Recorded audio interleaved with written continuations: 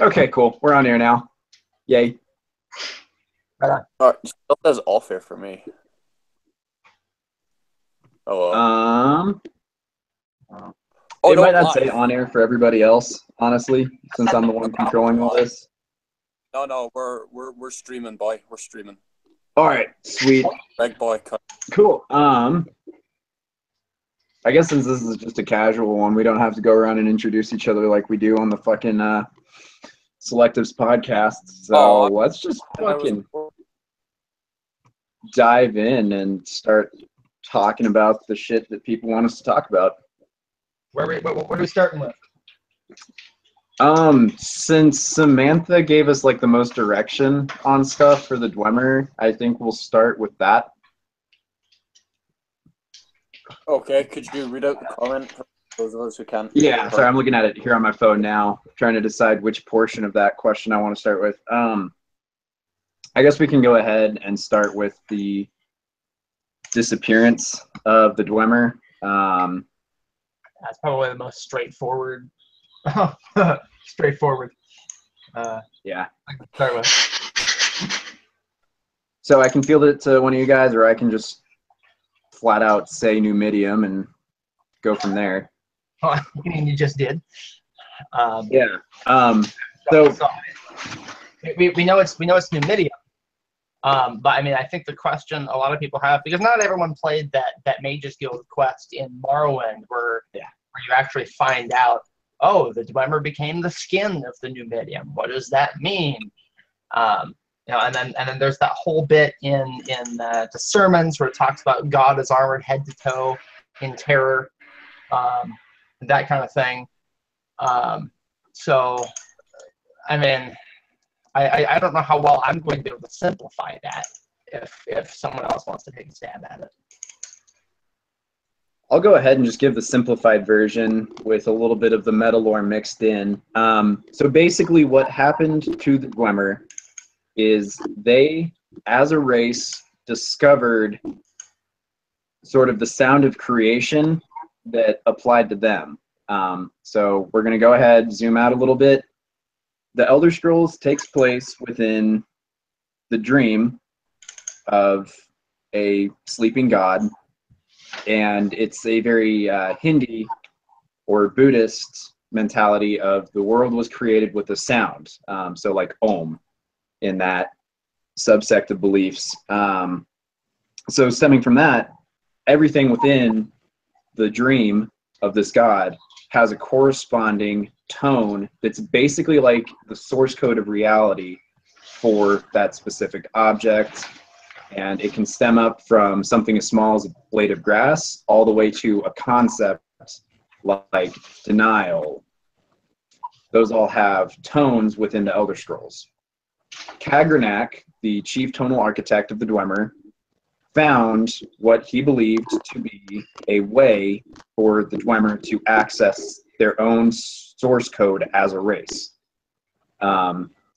Using the Heart of Lorkhan was kind of his way of tapping into that source code of reality, but it didn't go quite as planned.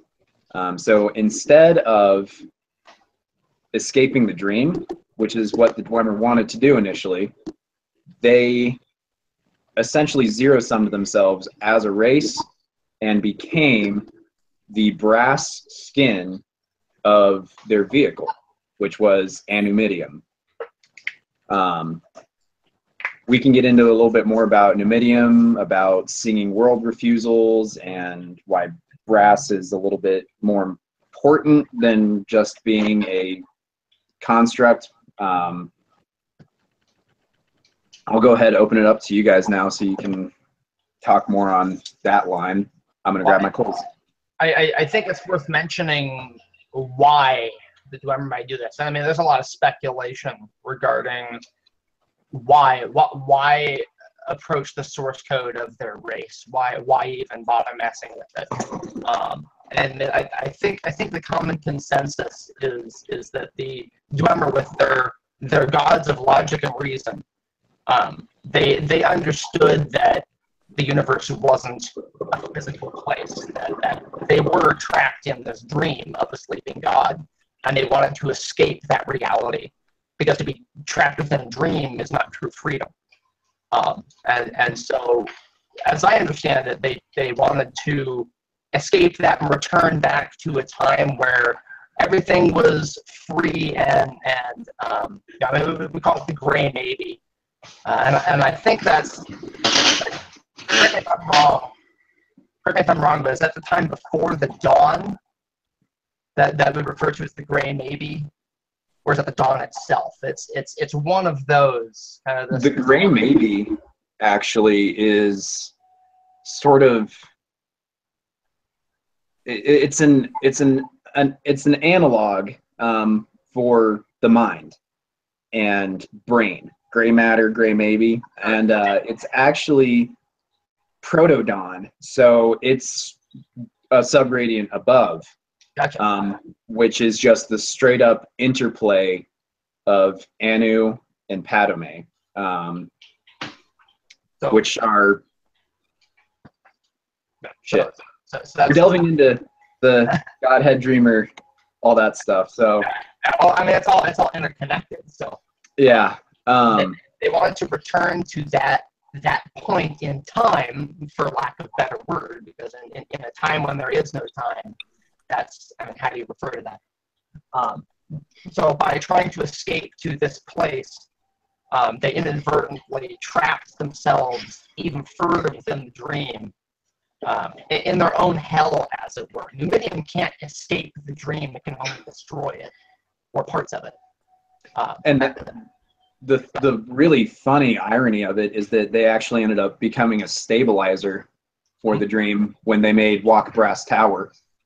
Yeah.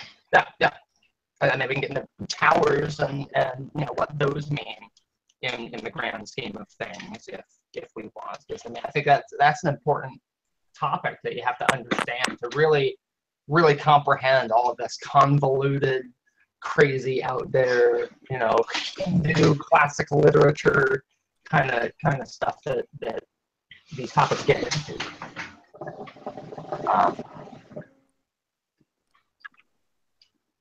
I mean, it's also kind of worth noting that the whole fucking around with Numidium and the Dwemer in general are one of the first really clearly documented signs of the mind fighting itself. Since the Dwemer are like the antithesis to what they were actually created by. Yeah. It's essentially the person, or in that case, the mind struggling with itself. And I mean, we see that common theme, eventually learning to love itself, hisself, herself, whatever. Well, it makes me wonder, because I mean, they're in a dream, right? And I would imagine that beings that understand what the dream is are kind of instances of lucid dreaming. But with the Dwemer, it's kind of a different thing, because they don't necessarily achieve Kim. They don't necessarily walk any of the ways that take them to godhood, other than Numidium and soul stacking, which is more or less not a good thing for them. But I mean, it's almost like a sleep paralysis kind of thing. They're trapped inside this body, as it were, as the skin of Numidium and being a stabilizer. And there's a lot of metaphorical kind of stuff you can do with that. I think that's a lot of fun. I mean, it's definitely not wrong to say that the Dwemer are one of the most tortured races Absolutely. Existing. So they are essentially the psychological struggle of just fighting against who and what you actually are, while not being able to change it or break out of it. It's an endless circle. So all they can do is deny everything else. Yeah. I mean, in that way, it's also not wrong to say that the Dwemer are at their most core existentialists, because that is where their main problem revolves around the whole existence of themselves within that big gray maybe that might or might not actually make sense, hence why they wanted to flee. I mean, does that? Which Go ahead. the only thing I want to like kind of throw in, and I don't know if you all have some ideas about it. The thing is, let's see it a bit from a mental side. Such problems normally have a trigger that starts the whole thing, some like event, some whatever. What was the trigger for the Dwemer to essentially become the Dwemer? Yeah, that's not really explored a whole lot, I guess. I mean, because we can assert that the Dwemer are the descendants of Aldmer in some way or another. But I mean, we don't really hear a whole lot of stories about their pilgrimage out of Aldmeris.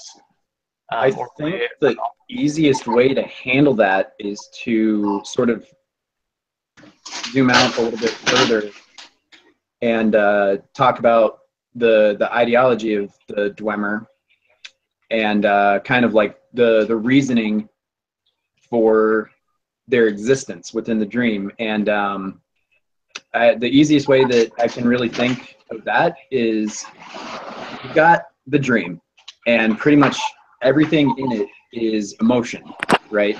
You know, you've got all of the Edhada that are the emotions of the dreamer, who I'll just call Ald Anu for disambiguation.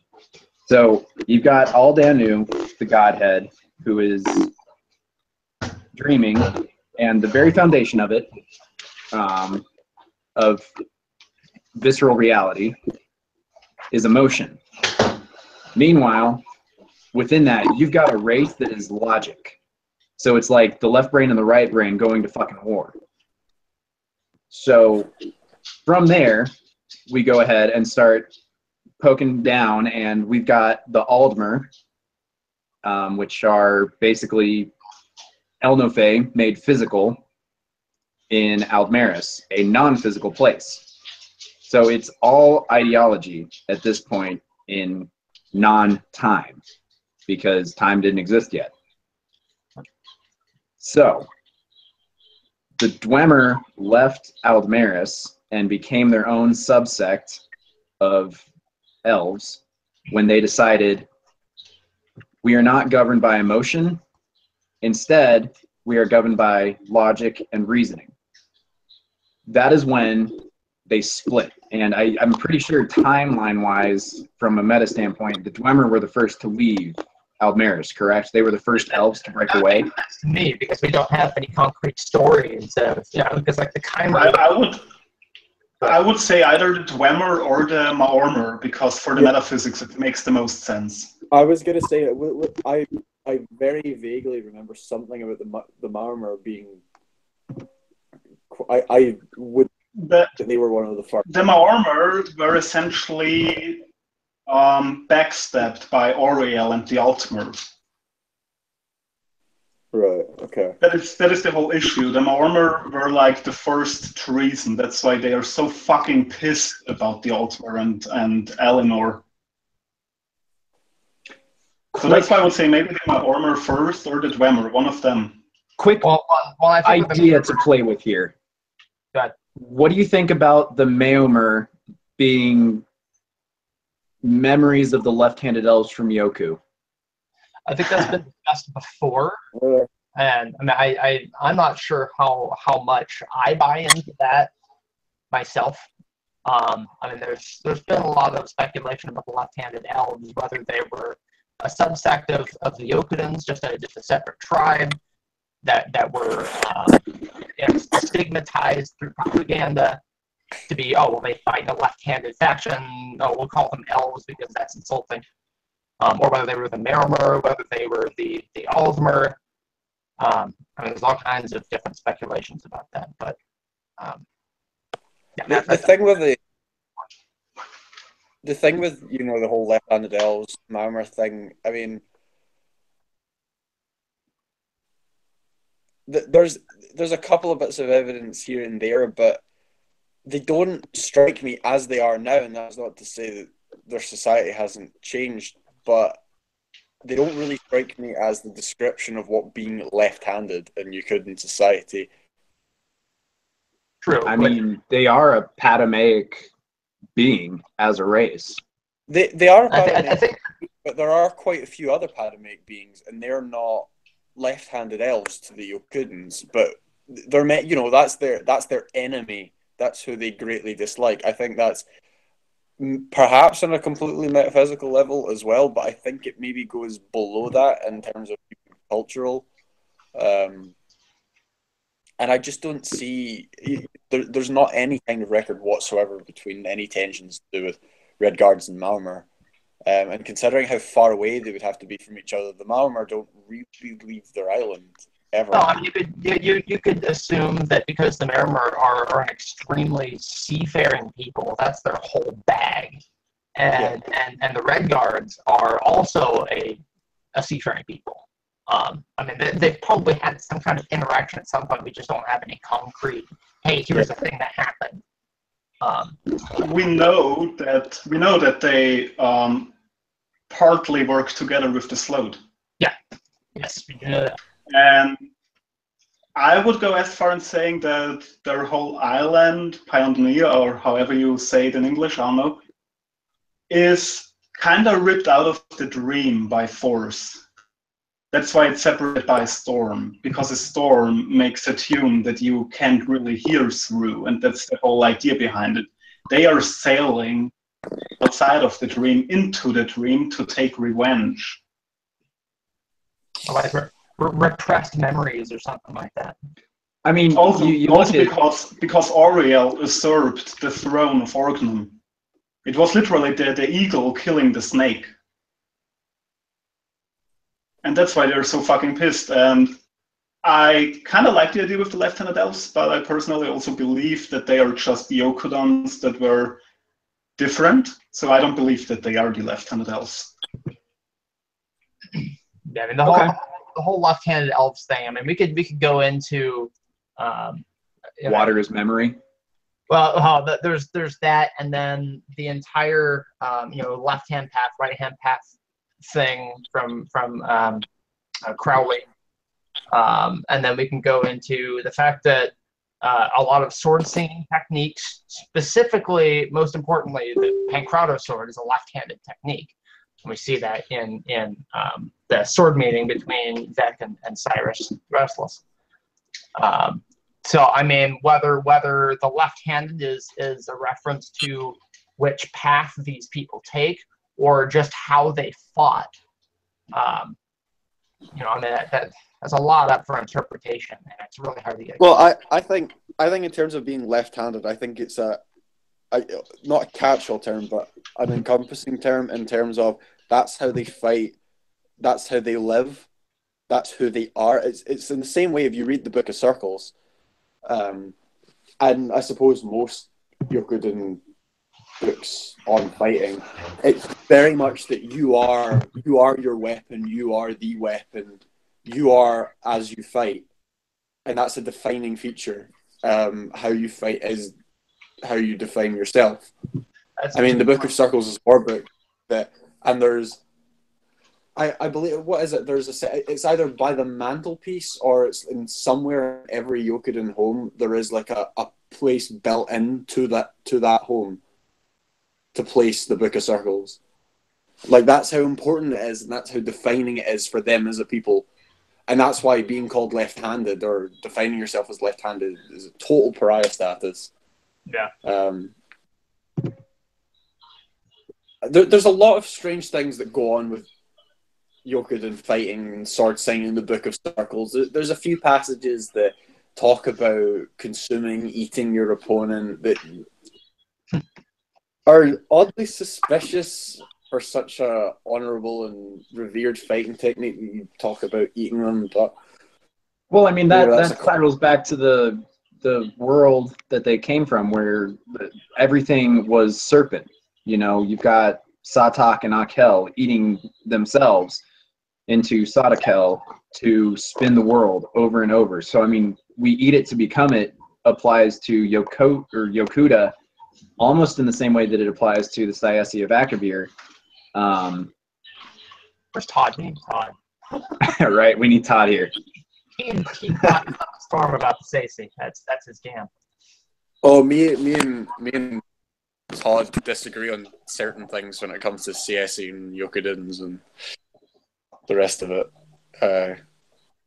Which is fine. Might I add.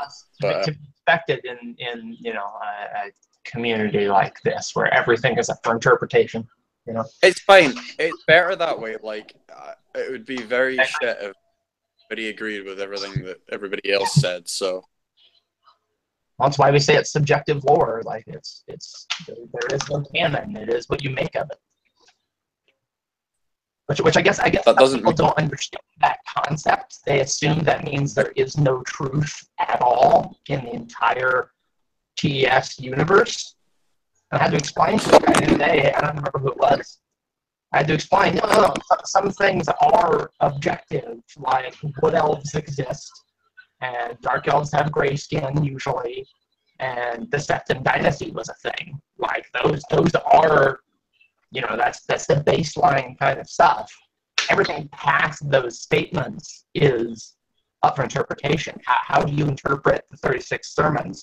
How do you interpret Mankar Cameron's commentaries? The correct answer for sermons is The New Whirling School by Rotten Deadite, and just listen to him. But my point being, it's all up for you read this bit, what does it say to you? What do you think about? And the Whirling School aside, my interpretation is going to be different from Evan's interpretation or from Max's interpretation. Like it's just the nature of the universe. And Bethesda, while not actively pointing out, yeah, man, that's the way it is. They kind of, I mean, it's almost like an implicit. Well, yeah, I don't know. And a lot of people don't understand that. A few things before I go. One, I'll say that actually, Andrew, I'll have you know that objectively, the Septim Empire never existed. It's actually a CSA cover-up. I'll have you know that the CSA are actually the Bogdanovs of the Elder World. They are, in fact, in contact with Satakel directly. And don't even get me started on the Medes. Evan, you can't deny this. Where's your proof? Can you objectively prove that the Yakaviri potentiate is dead? No, and that's the point. Shapeshift. Tiber Septim might have been a snake. You don't know that. Doesn't change what he did. Does that turn the entire series of TES games in the third era? Does that turn that into like Invasion of the Body Snatchers? Like the Uriel Septim that we meet in Oblivion is actually a snake man in a skin suit. The Elder Scrolls. Well, now you know. Now you know why he looks so differently in Daggerfall. Yeah, when he came back. Look at Imperial Battle Mage Okato, however. Like, he looks totally different too. I mean, Max got a fucking point. it's a Bogdanov shape-shifting plot. Yeah. You just need that Dwemer monocle. Yeah. See everybody. You heard it first. Uriel was an inside shop. Welcome to Elder Scrolls, where the lore is made up and nothing matters. All right. I'm running with that. This is canon now. This is lore. This is lore. Run with it, Max. Write a coda. I'll do it. I'll fucking do it. He's over there all can prove Scottish. wrong. Don't challenge me. So I think of Tiber. I don't know how we went from Dwemer to whatever the fuck to Yokuda to objective lore. That's just the winding path we took. Wait, if you think of Tiber Septim as CSA, does that kind of change the way you look at the sword meeting? The what? The what? The sword meeting. Oh. Good. I will leave you with these as I depart. I will hopefully be back before you guys are finished, so I can take it from back and join in. If not, I shall see you guys later. It was good to join in for a while. See you later, dude. Peace out, bro. Okay, see you. Oblivion Crisis was an inside job.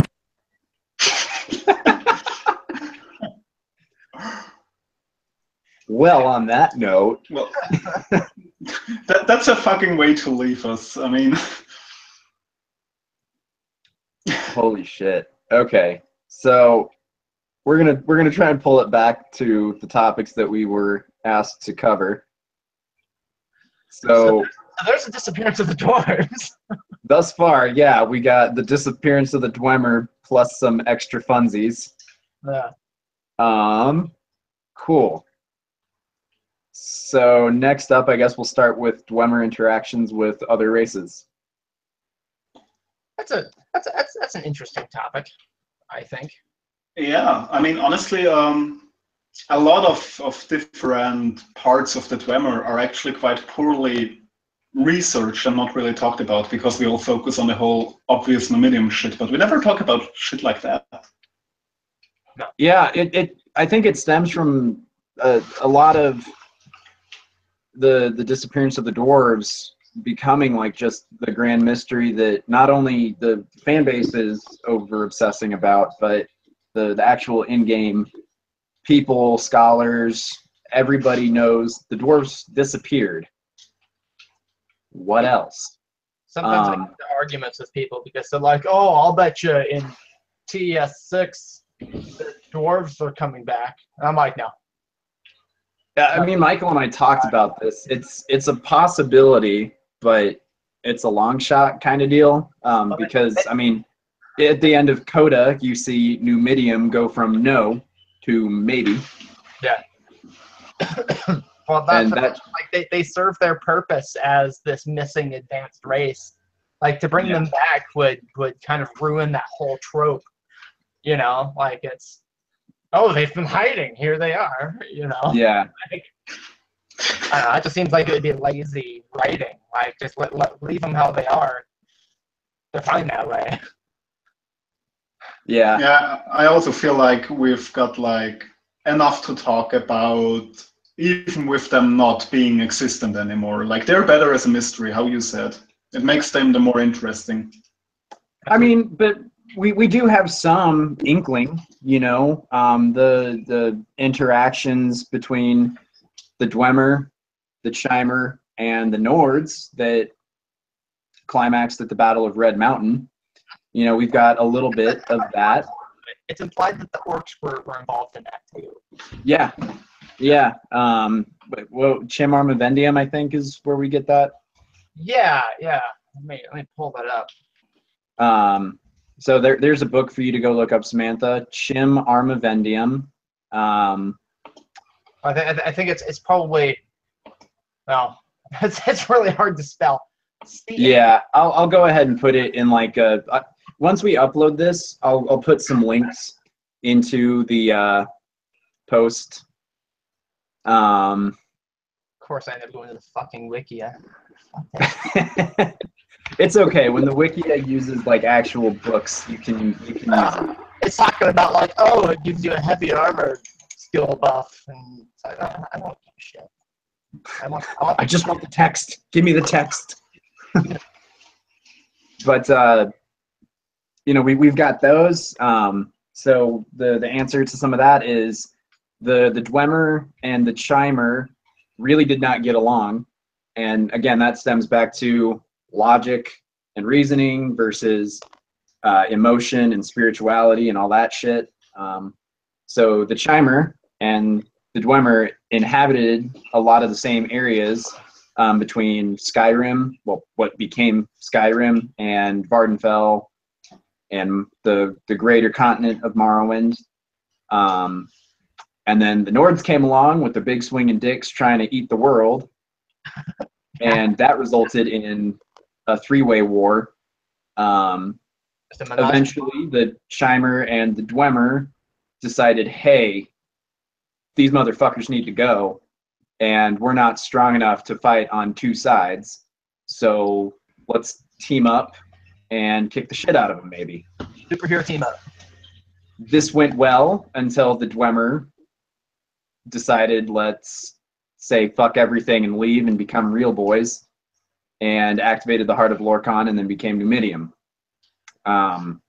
So sources to look through there are anything dealing with Red Mountain, I think there's a book called The Battle of Red Mountain that talks about some of that. Just be aware that going into that, there's a lot of subjectivity to deal with. There's a lot of misinformation. There's a lot of speculation. There's the documents that gives you at the ending part of the Morrowind main quest. Talks about Nerevar at Red Mountain and what really happened from the Vivek's perspective. Yep. As far as we know, like Vivek is Vivek, so that's yeah. And then one of my favorite pieces to talk about is the Dwemer and the Falmer, because we had a translation of the Falmer tablet in Skyrim. This was about a year or so, maybe longer ago. That the translation hit. You get a rubbing of in Skyrim. Is that the way kind of? Yeah. So you get a rubbing of this tablet that's held by Calcelmo in Markarth. Yeah. And somebody did like a translation of it, I think on Reddit. Mm-hmm. And then it just kind of made the loops. And Kirkbride came in because he was the one behind all that shit and kind of talked about that on his IRC and I think Tumblr for a little bit. And what we kind of came to with that is that the Dwemer tricked the Falmer. This we knew. What we didn't know is what they did to them. And it boils down to essentially the Dwemer tonally manipulated the very essence of the race Falmer and turned their souls from black souls, so mortal coil souls that can enter and leave the dream sleeve, and made them into white souls that can be captured, manipulated, and all that stuff. So wouldn't that have to do with the perspective of RK and what he protects and what he doesn't?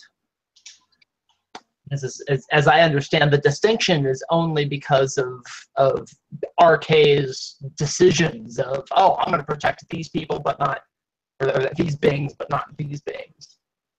I think when you're dealing with the Dwemer, though, you can't give a shit about the Ed Ada in that perspective because the Dwemer didn't. Yeah.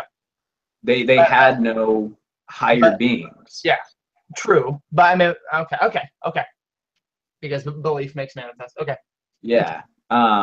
Shit. I need to find that. We might actually end up touching on this in a future chat so that I can actually spiel out what I came up with some time ago. I guess if the Dwemer aren't bound by, I guess, the Earth Bones in that way, because if they're flat out ignoring RK, then they're ignoring the Earth Bones. They are not bound by the natural laws of convention.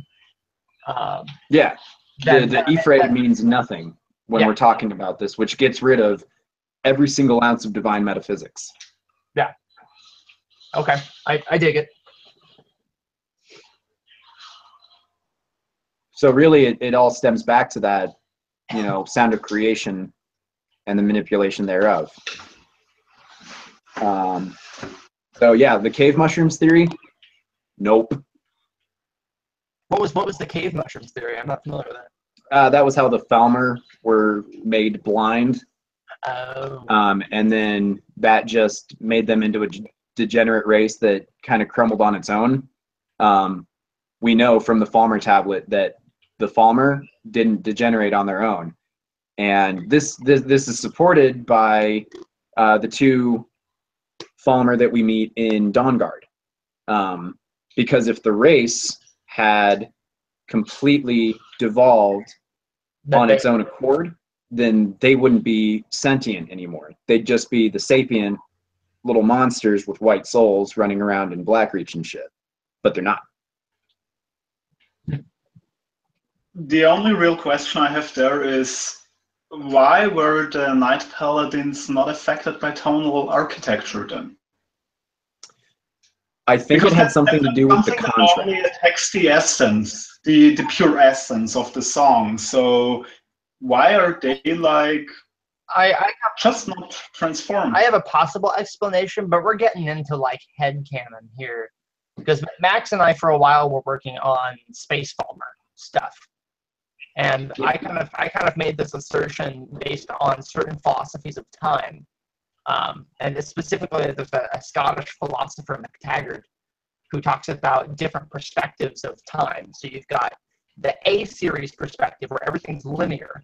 So cause and effect, that's A series time. And then B series is kind of block time, is what we would call that, where events are not predestined. It's that takes into account like free will. So you can go in any direction with a decision and you're still within this block time. And then C series time, which is the one that's not talked about very often, is very similar to A series, except that the series of events can be swapped around. And so I took that and I thought, okay, well, we're looking at gazebos, and Max had an idea about how they would weave magic and use like those. So in the gazebos, you see the projections of places you're being teleported to, right? He says, okay, that's the reflection of light off of water to create these projections. So it's a form of memory magic, right? Memory in relation to time. And so I took that a step further with that C series time in mind. And I said, okay, well, maybe the Falmer have this idea of time, that time is actually kind of reversed, I guess. So it comes up to a certain point where it gets reflected, and all preceding time is actually going backwards. So we end up with the dawn, and then the Falmer believing in the dusk, where Ariel will come back down from Aetherius, collect his people, and return to the dawn, which to them would be the dusk. So, I mean, it may not have affected those two because they may have been in the opposite portion of time. You know, on the flip side of so basically it is the past and future. It gets kind of weird and abstract when talk about it, but I mean that's the closest explanation I have. But again, that's all headcanon kind of philosophical kind of shit. So I mean, I found the translation that I was looking for. It's a big fact. Okay, so I'm going to go ahead and just read off the translation because this will actually give a little bit of insight to some more Samantha's questions about social hierarchy and like how they interacted with other peoples. So the translation from the Falmer tablet, it's somewhat incomplete. There's a few like phrases that are like, shit, what? But here we go. And your people, driven away, pass into our halls of fire and threaten our power.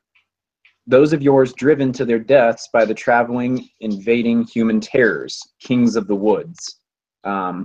Brief insert here. That has to do with Hermaeus Mora. Yeah, that's instantly where I went. And your stone trees brought down, and you crawl to us, and you will become our vassals. Hide your people's ugliness beneath our cities. Agree by giving indecipherable. Another excerpt in your history erased. Set aside your knowledge, speak no higher truth. Set aside your faith is in question marks. Give gifts. Never speak against your masters. You agree to acknowledge a lower caste status. Follow our orders as your gracious saviors. As darkness comes, have no fear. Truthfully trust our promise. We will watch from up high. And then the rest is a little bit indecipherable.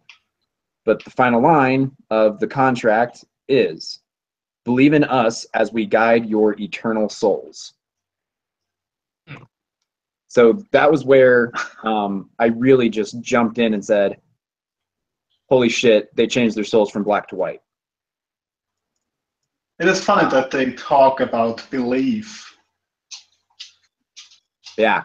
Seeing as from earlier coming. So this actually is where we answer your question, why were the Night Paladins not affected? It is because they maintained the Falmeri pantheon. Gotcha. They held truth and Which trust would in Ariel. explain why we see specters of the pilgrims. Yep. That would definitely explain it. So they denied the deniers, as it were. Yeah. Yes. Yeah. So that's why I was jumping back to the contract, but couldn't remember why, because it's like it's clearly in there why the Knight Paladins were unaffected, as well as their pilgrims that eventually died. But the Falmer that forgot what it was to be Falmer became the distorted looking goblin creatures that we see in Skyrim. And that is all because the Dwemer, when they took the Falmer in as indentured servants, they completely erased their belief. And because of mythopoeia, they ceased to exist.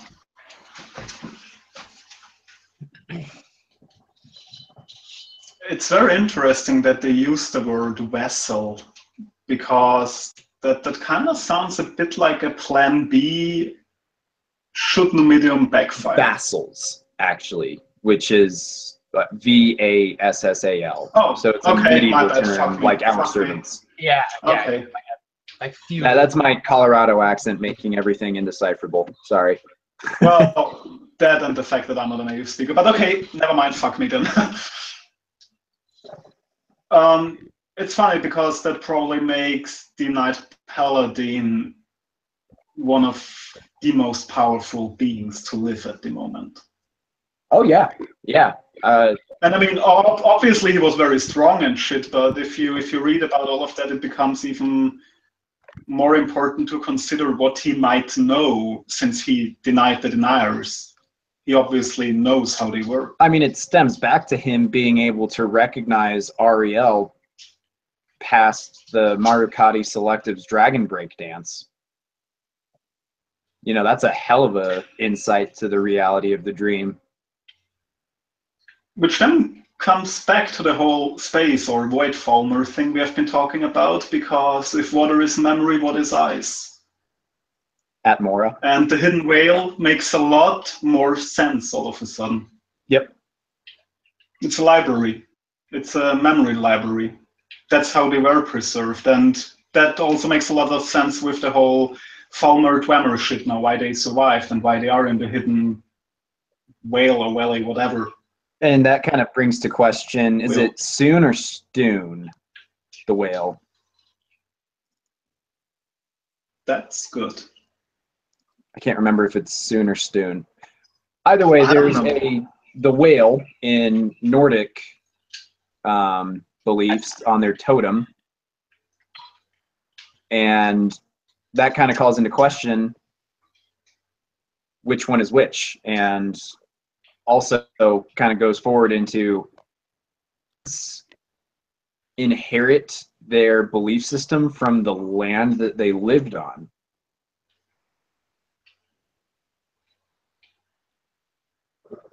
That sounds a lot like some Altmeris, like Altmora shit. Well, it's important to consider that stuff because there's a link to one of the old Bethsoft forums, Transcalpic World-Eating Nords. Mm. Yeah. I read that post. That was some good shit. But fast forwarding through that, I'm still trying to wrap my head around that, and that's what makes all of Skyrim's lore fucking dank as hell. But basic on that, to get into what I'm talking about here, the Nords traveled from a different when, a different where, a different how, possibly a different dream, maybe a earlier point in Albanu's dream. Either way, they ended up in Skyrim and weren't Nords until they had their totemic religion. So we have like this throat of the world now theory about Snowthroat being the essence of life in Skyrim that is basically a progenitor for possibly a Falmeri creation myth. Which is why High Hrothgar is actually a spaceship. And then I mean, well, I don't know. I mean, I guess you kind of touched on it, but the idea that it's this kind of cyclical thing that the Nords become Alduin, as with that 500 or thereabouts companions of Isgramor, and when they come back and they're dragons suddenly, and so like I kind of have this as I imagine it, you know, the Nords kind of turn into this Alduin, as it were, to eat the world, or they travel through a different dream to eat the world. The Nords in that dream or that Kalpa or what have you, flee to a different reality, become the Alduin there, and it just kind of, it's this cyclical thing of you know, the Nords displacing themselves, which kind of makes that that prophecy or whatever about the sons of Skyrim fighting amongst themselves. It kind of gives that a whole new feeling, which I think is really neat.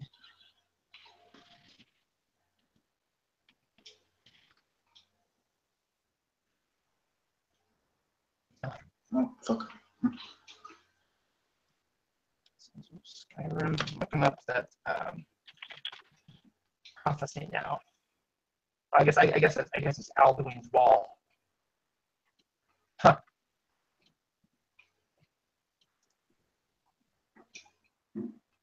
Let's see. When Brass Tower walked in, time is reshaped, and the thrice blessed fail, and the Red Tower trembles. Dragonborn ruler loses his throne. The Snow Tower lies sundered, kingless, bleeding. The World Eater wakes, and wheel turns upon the last Dragonborn.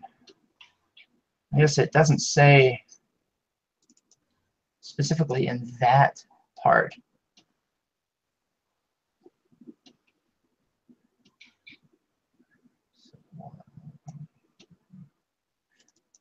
Short version, at the end of the day, Ysgramor fights himself and the world blows up. Yeah, basically. That's essentially. Which I mean, I don't know if you heard what I was saying, but that whole bit, because I remember reading or hearing something. Maybe it was in an early Skyrim trailer before it actually came out, so like mid 2011 or whatever, where there was a mention of the sons of Skyrim fighting each other. Oh yeah, that's in Alduin's on Alduin's Wall. It's the Song of the End. Yeah. And so, I mean, that kind of gives it a whole new flavor if you consider, okay, well, the dragons they're fighting are the Nords from an earlier Kalpa or Dream or whatever. Yeah. If they're just uprooting themselves by becoming the dragons, moving the Nords who then go to a different Dream, who then uproot the Nords there, and it's just kind of this domino effect. Yep. Nords become dragons, displacing the Nords that become dragons. And yeah, that does make it really fucking dank, like all over the place. Yeah. It also adds some more intensity to how pretentious it was for Alduin to rule, because the Nords are conquerors, but not rulers. Yeah. The Nords eventually, how you said, they fight themselves, like it's the whole Ouroboros shit again, the snake eats its own tail. That's essentially what always happens. And that makes it even more interesting to see how Alduin ends the cycle during the Dragon Wars. So that gives me a funny little question to just kind of throw in there. I just came up with one too. Do we maybe, based on what Gabriel just said, think that Alduin is the dragon incarnation of a Shezarene hero that was trying to end a cycle? See, that is really related to what I was thinking, because I'm looking at the prophecy of Alduin's Wall, and it says the World Eater wakes and the wheel turns upon the last Dragonborn. What if Alduin is the last Dragonborn? In that way. I like it. Like we assume, I mean, I guess, I mean, Alduin and LDB both the last Dragonborn. Like it's an interesting connection. And I guess it also has the sort of duality, like Anu Padme kind of thing. It's the fighting super against ego itself. versus id motif that we go Yeah. through with all of the arena. That's I was about to say if you see it like that, they are literally the same. You don't get saved at the beginning of Skyrim because that's the prophecy. No, you get saved because it was your own will. You did not want to die, and you saved yourself. That's what Alduin did to the LDB at the beginning. Yeah. Huh. Now that's a whole new layer to it, because we're back at how you said the whole fight between the super ego, the ego, and whatever, and we're also going back to what we mentioned with the Dwemer. It's the mind fighting itself. It's essentially the same thing, just split again. Dude. We did a good one, boys. And that becomes even better when we look at the statue of Talos and Akatosh, where the snake or the dragon is eating the sword, and vice versa. That is the LDB and Elduin. So I wonder if the Alduin that we meet in the game, if he hadn't decided that he wanted to rule instead of eat everything, that would have changed the entire course of history, I guess, for the player character LDB, because he would have become Alduin in the next dream. Yep. Or Kalpa, or however you want to interpret that. Which is why we have to cross the body of the whale into Sovngarde and then exit upon that whale to fight Alduin, because the whale is the library of frozen memory. Yeah. So I wonder what that means for the flying whales that shoot snowflakes. Oh, snow whales? Because ice, right? Yep. Or something like that. Are they disseminating memories? It's like, hey. They pop out of literature. I kind of referenced them in Slota a little bit. The corpses of dead whales floating through the air as mass transit for the Slota. Little white flakes in their wake.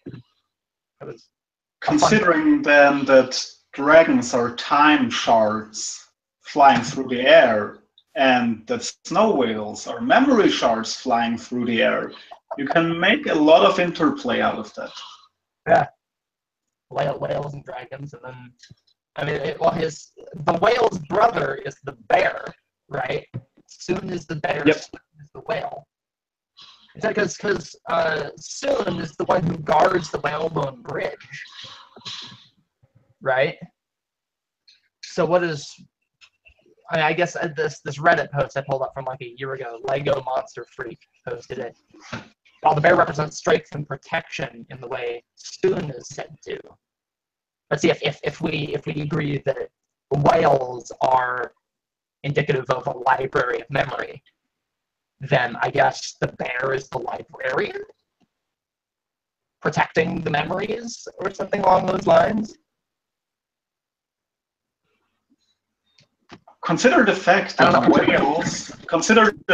whales give birth. Yeah.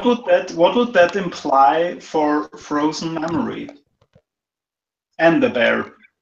Well, I wonder if that's related to Sotha Sil and his birthing of memory.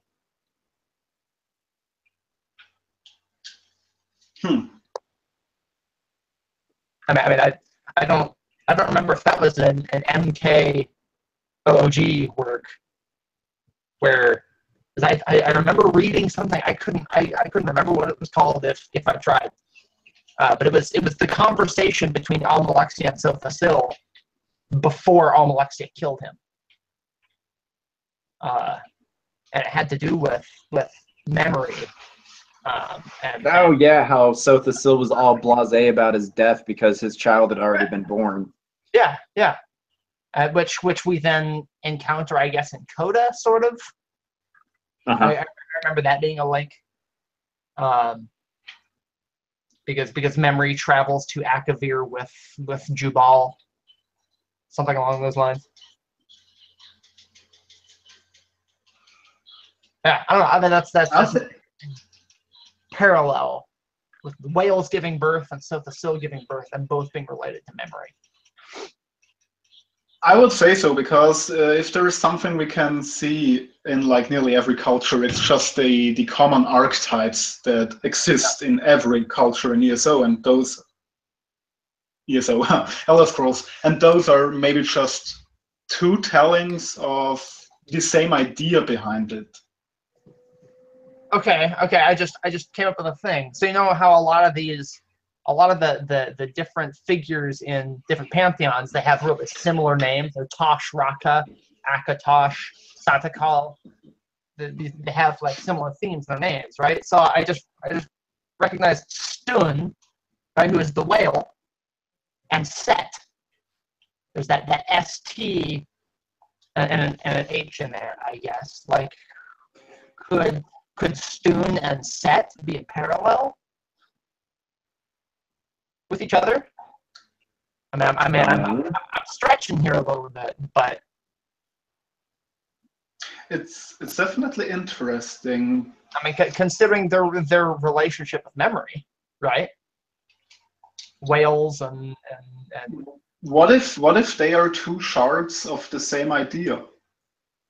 Well, it wouldn't necessarily be two shards. It would be recycled world skins, since Set precedes Stune.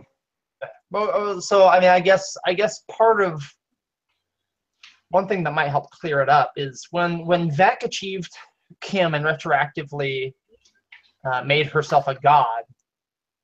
Did Z do that with Set and Almalexia as well? Because I don't think Z did. Because I mean, it's how ingrained in memory is this idea of Set, Stun, whales, all of that. Because I mean, like, I don't know. Well, the main problem that I'm seeing with this is that Set is the just Daedric ideogram for S, which is Sotha Sil. So I mean, you'd have to translate it through to a plane of oblivion. So you've got, the waters of oblivion getting mixed in to create a bridge. I don't know. It's a little bit hard for me to dive into right here. Well, and like it says, Stun is only ever mentioned as one of Shore's shield thanes. So Shore could be, because Shore is essentially Lorcan, right? Yeah. And there's kind of a parallel between that and Nerevar. I mean, we can agree there's a relationship between Nerevar and Lorcan, right? Yeah. So since the Nerevarine became a Shazarine particle, basically. so Stun is one of Shore's shield thanes and the god of ransom. Well, Sotha Sil was one of Nerevar's close friends. I'm thinking I'm on to something here, like the Nordic pantheon, the totemic pantheon, being similar to the Dunari pantheon. Well, you'd have to tie in the House of Troubles there, and that's Yeah. That might be something I want to work on. That could be interesting. so shit. All right, I just did a fast Google search because you brought up God of Ransom, and I was trying to find literary tie-ins, and that's all biblical. Yeah. Let's see. Taking ransom instruction, but we can say Stun is a Nordic god of taking advantage of a situation, taking everything you can from everything that steps in front of you. And what better animal totem to represent that than the whale? Oh yeah. Well, that's this post is wondering why Stun is a bear and Stun is a whale, and so I'm just kind of taking cues from that. So I mean, I don't think there needs to be any argument as to why one is a bear and the other is a whale. But I'll have to dissect that one later when I have a little bit more time to read instead of sitting here on the spot trying to just glue pieces together like some sort of conspiracy theorist with too much epoxy on hand.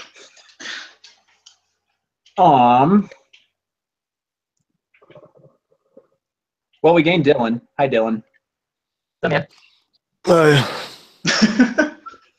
Perfect. Let's see. I could be lazy while I go mix myself another bowl of hookah and say Cage Tannin, or Tannin? Yeah. Cage Tannin wants to know about Daedra broadly. Oh, boy. So I could just say, Dylan, talk about Clavicus Vile for like 6 years. Well, we've only got 8 hours in the entire stream, so. I mean, I don't know how much time we've occupied so far. It's been, what, an hour and a half, maybe? Longest only an hour. Should post ever. It's only been about 60 minutes. Okay. I don't even Go. I don't even know if I can form comprehensive thoughts right now. You just wake up.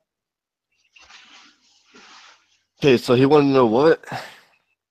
So Literally, I posted to the Apocrypha page, open forum question board and topic request for the November 4th lore chat.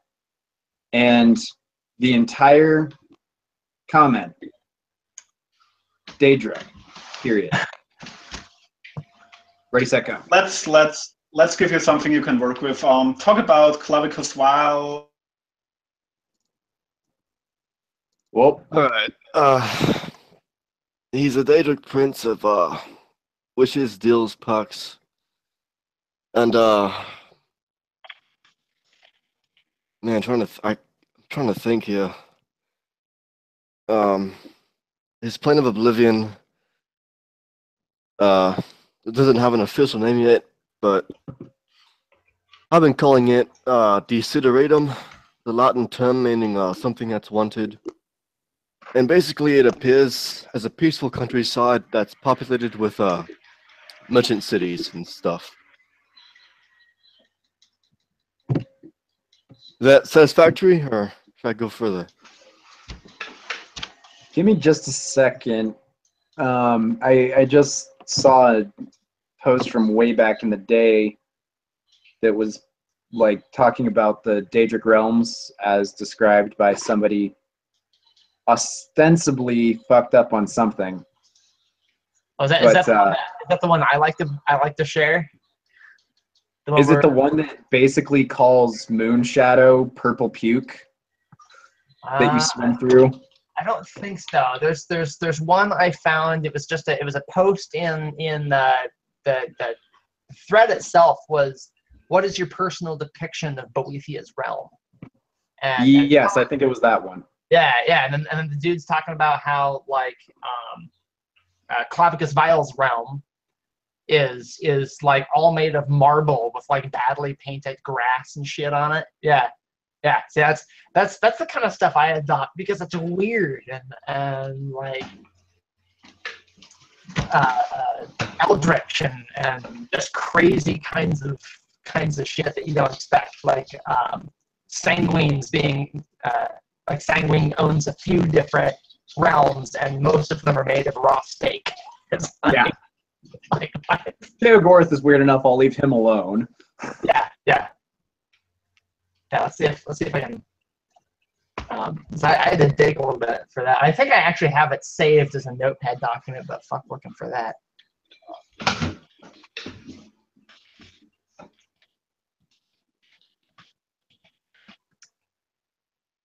I've looked it up so often lately. This is what happens when we don't have good direction. Yeah, here we go. So I mean, give me a Daedra. I mean, I'm always down to talk about Dagon or Meridia. Okay, so like for Mehrunes Dagon, where is Dagon?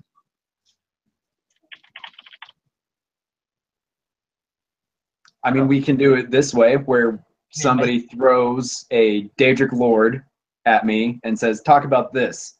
And then I talk about it, and then we get refutes or rebuttals, whatever.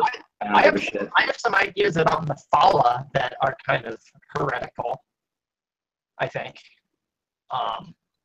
Because I mean, we know who Mephala is, the web spinner, and the prince whose sphere is secret plots of murder and assassination, and sex is in there somewhere.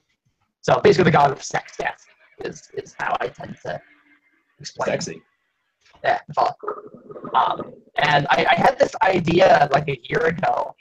I was trying to figure out how I could take a three-dimensional object and then flatten it to become the wheel.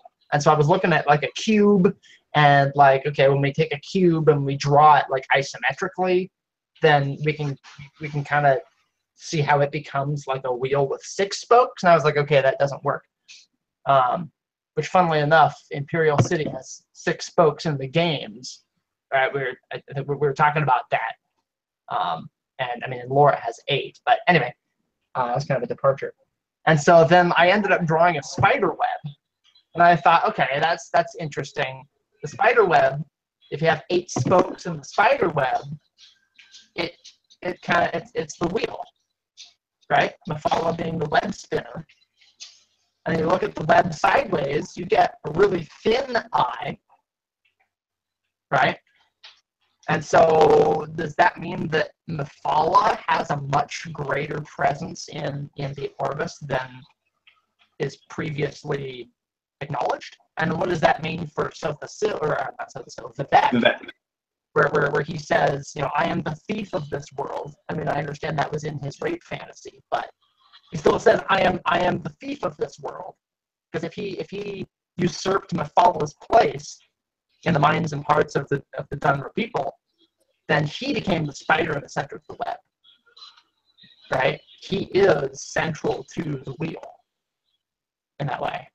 I mean, we've talked about this. I don't remember which war group it was in, but I mean, Jonathan Berntsen had his whole thing about Vivek being the true god of reality because he wrote it all, kind of thing. Yeah. And I mean, I really dig it. You know, we talked about this, and I had some shower thoughts about it, where essentially when Vivek achieved Kim, what the fuck ever, he was able to see the wheel turn sideways into I. Yeah. He then proceeded to climb this tower, the Prolix Tower, which is a walking way of divinity that is essentially writing so much of reality that you become it. And that's a very godly thing, and so we reach heaven by that. I think Vivek ended up walking so high up the Prolix that he could see the dreamer. He saw the sleeping Ald Anu and knew the metaphysical reality of all. So then we jump forward through that, and Anu is dreaming while somebody is writing about it, kind of thing. So yeah, we're very meta here. Vivek is the author of the Elder Scrolls, and he is also the preemptive something or other. What the fuck is the word I'm looking for? Key something. Help me out here, UESP. I'm listening. I'm gonna go make another cup of tea. I'll be back.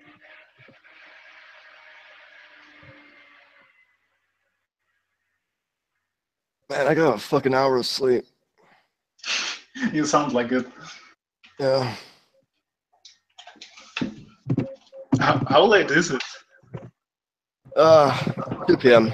for my time. Oh, okay.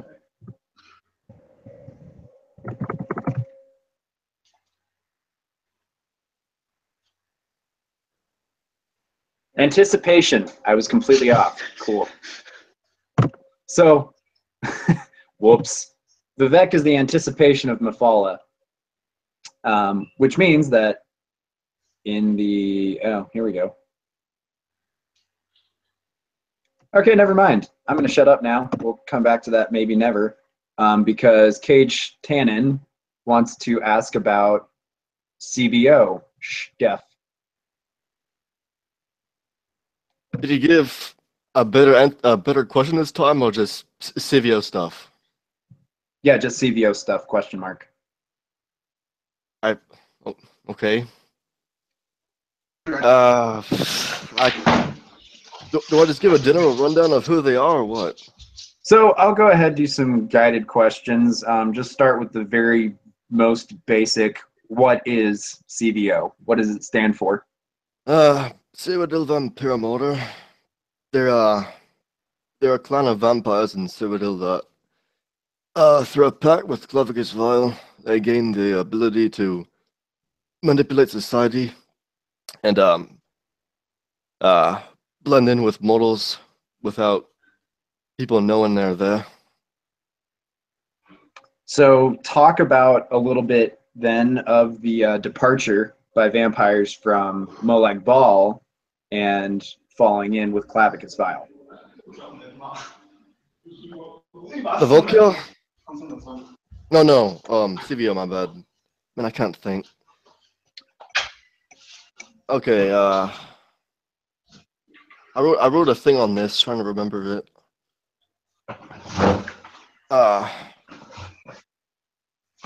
So,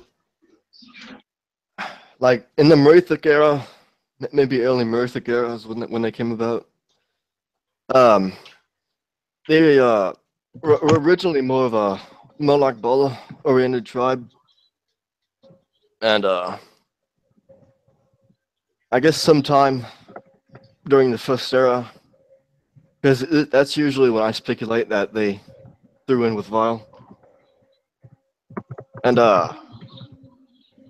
during this time, the Elysian Empire was starting to come about, and they wanted to, I guess, try and find a way to survive. So, I guess they approached Vile first, or Vile approached them first and told them, "Hey, fuckball, join up with me, and I'll give y'all the ability to actually control all that shit." So they said, "Okay," and yeah.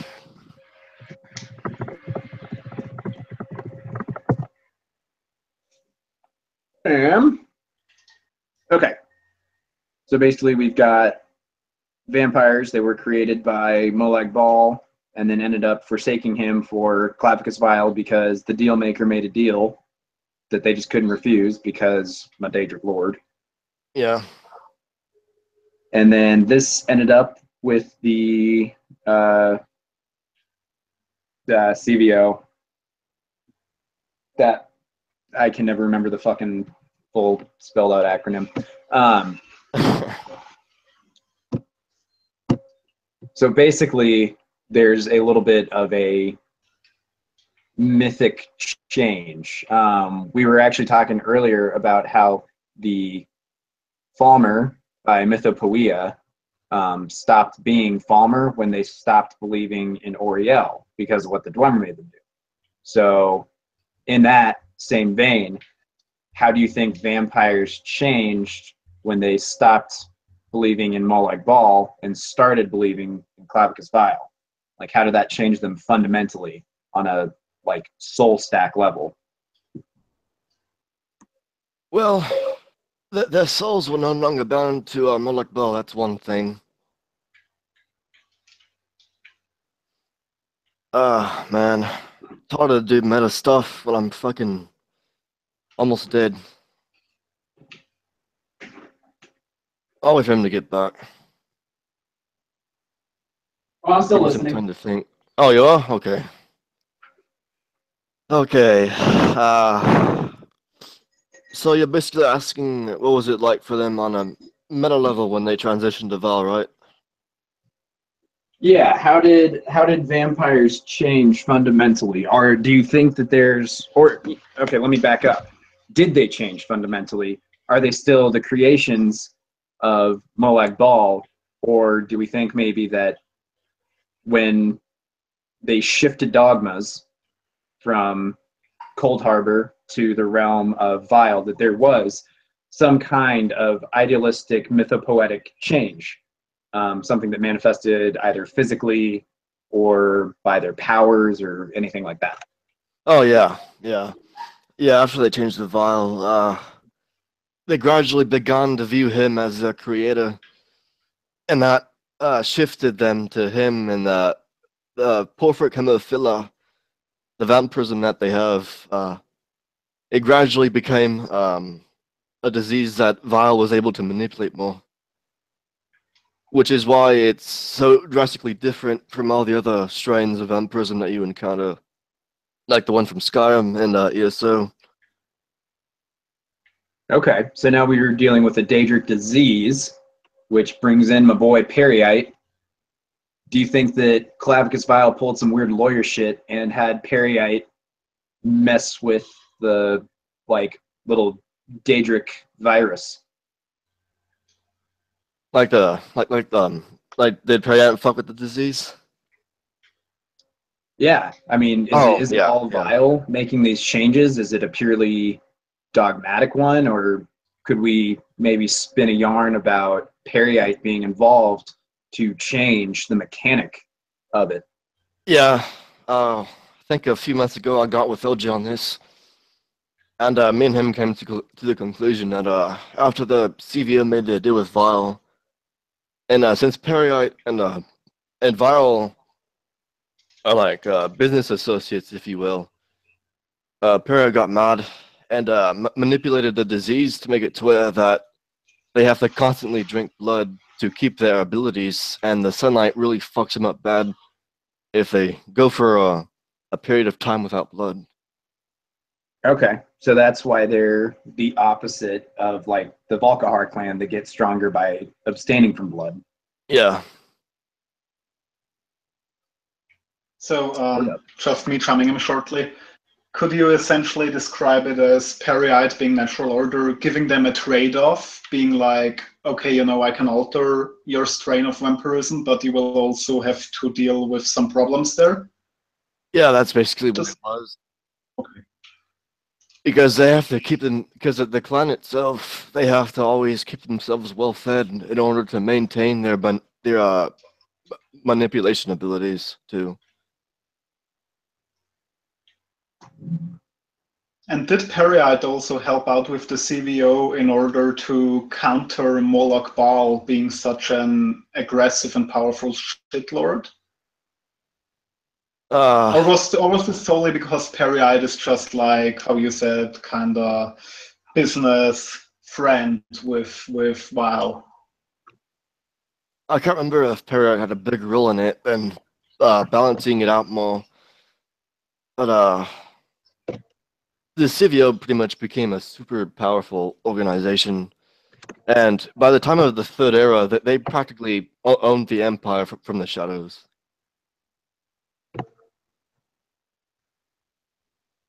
Do the other vampires consider the CVO even as like bloodkin anymore, or is it too different?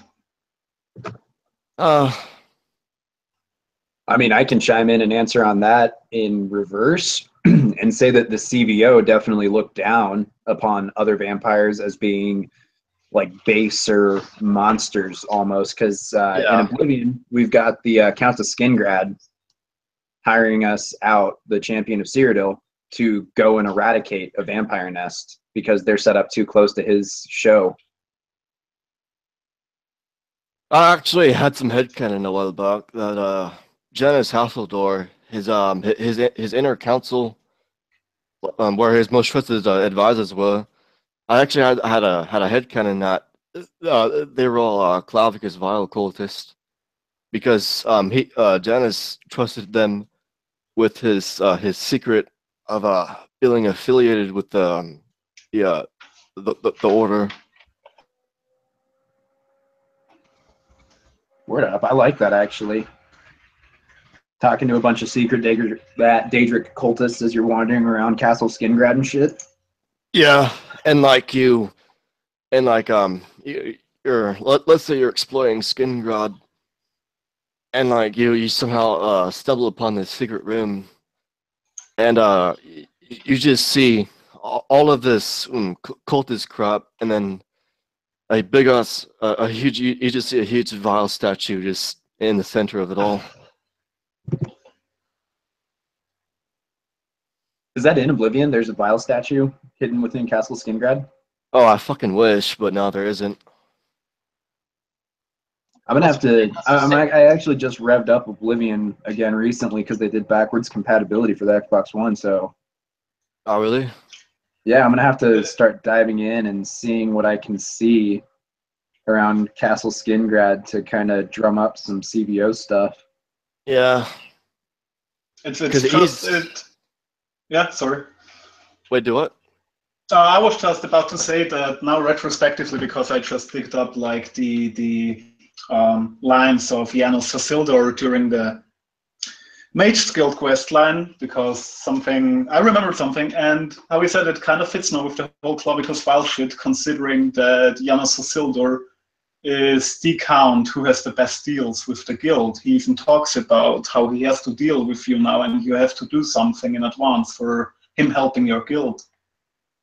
Yeah, he's got good ties with the Mages Guild too, because he's always giving them information and Exactly. It's just like now where you think about the whole Clavicus Vile shit, it makes a lot of sense why he's such a shrewd politician who can like strike up such good deals, since Kingrad is obviously rich as fuck. yeah. And I believe a loading screen actually attributes Hasselhoff to being a powerful mage, but I can't remember what it said about that. Yeah, it talks about him being one of the most powerful mages in Cyrodiil, and that's why everybody attributes his long life to somewhat more natural known causes and don't suspect him as a vampire. I think he's both a powerful mage, and that was just a rumor he spread around to keep his CVO identity a secret. It's a superhero mask. Yeah. Just throwing something in. Weil or Hasildur? Listen to this line. I've called you here because from our previous encounter, I believe you can be trusted. Consider the implications of that as you handle a small matter for me. Surprised? Nothing is free. Clavicus Weil or Janos Hasildur?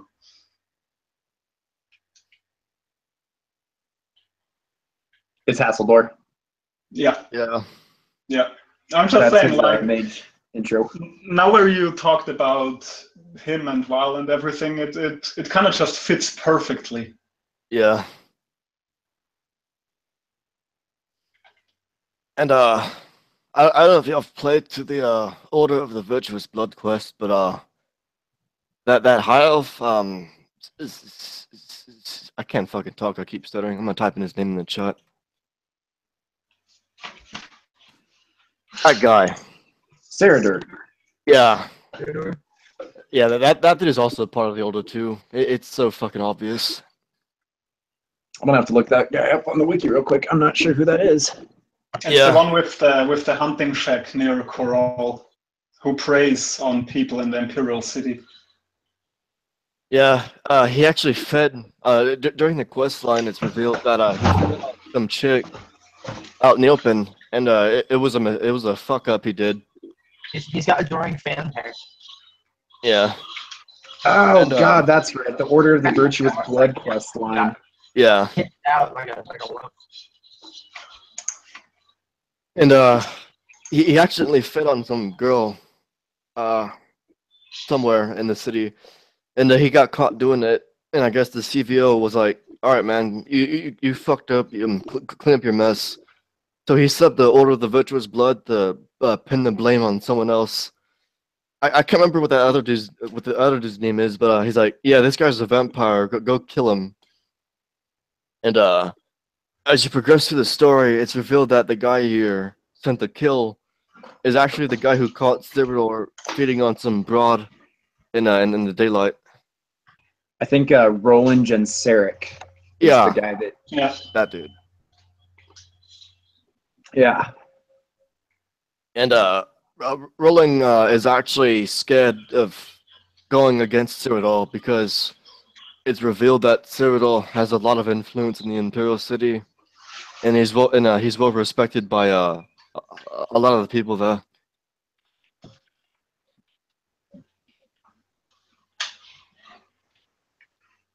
I think it's also worth noting that we actually have members of the CVO in Skyrim. Yeah, Sybil Stentor, part of the she's the court wizard of Solitude.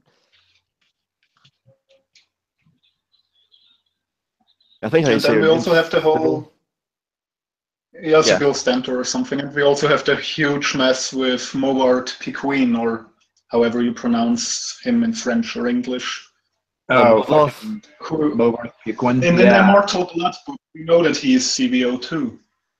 Or he was affiliated with them. Seems like he went rogue or something. I don't know what Dylan has about that. He's that dude who was hunting in vampires, right? And some Yeah. priest was telling him about all these tribes, and then it was later revealed that he himself was a vamp too. See, the Yeah, it was way that just I like to think about that a little bit is it's actually just a scare tactic that a vampire who was putting together his little posse took on the name Movarth Piquin because Immortal Blood, it's unknown if it's fiction or historical fiction within Tamriel. So it could be that this really is the main protagonist of that Immortal Blood book in life, and it really is Movarth Piquin after he had been turned into a vampire by the priest that was CVO. Or it could be that, like I said, he's just some guy who decided, I'm going to attribute this name to myself to make me more scary. Yeah, if it really is Movarth, but my guess is that after he was made a vampire, they recruited him into the order as an enforcer, someone to keep people A in line and vampiric stuff. vampire hunter, basically, to cull, dissonance of the order. Yeah. Oh man, what else? What's his face? Yakben Imbil. That dude's also CVO. Spring Heel Check. Oh, that is actually a call out to fucking English folklore. Yeah, I posted it in the Apocrypha, the link. That's some demon thing that fucking fed on people or some shit. But honestly, it's pretty dank. I imagine him being like Spring Heel Check just as a fucking CVO vampire, and it makes it pretty badass. One thing I really think is awesome is I was on TS Lore a while back, and apparently in the Pocket Guide to the Empire during an Elder Scroll meeting, there's a line of text that says, "Lord Jack Candlestick of the Western Walks, the Eastern Walks, the Southern Walks, and the not yet of the Northern Walks," is present during one of the meetings, and the guy who posted this thinks it's a reference to Yakben Imbil being a member of the Elder Council. I'll actually post it in the chat right now. Yeah, considering how rich his family seems to be. Yeah. I think you're fucking spot on, Dylan, about CVO actually running, if not all of Cyrodiil, a large chunk of it, because every single hidden vampire that we run into in that game is part of high society. All of the CVO vampires live in the wealthier districts of the Imperial City. You got Janice Hasseldoor, who's the fucking Count of Skingrad, and who knows what else he's done. There's the Grand Prince's Pappy, who was a nobleman that hid his identity as a vampire. Yeah, that guy. Forgot his name. The Great Prince's Pappy. Oh. What else is there? Well, in Skyrim, I don't know if you've ever gone to Solitude all that much, and come across a vampire by the name of Sybil Stentor. Yeah, yeah, it became like super obvious when they released the Dawnguard Yeah. extension and she got the eyes. Yeah. I was talking with some peeps in one of the lore charts, and she's actually one of the spies that they sent up there, like a couple of years ago to see how things are in Skyrim and to see if they can send in agents to begin the takeover process. To kind of gauge how powerful the Volkihar are, see what kind of competition they got. Yeah. I can definitely dig that theory because, I mean, she is an Imperial. You can tell just by the name, and she talks about it herself. Fuck.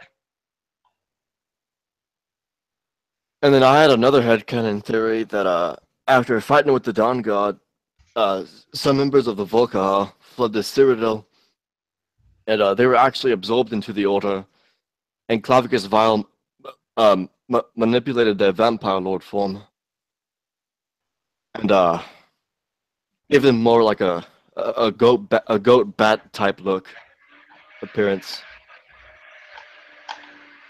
Almost like an old school Satan kind of thing. Yeah.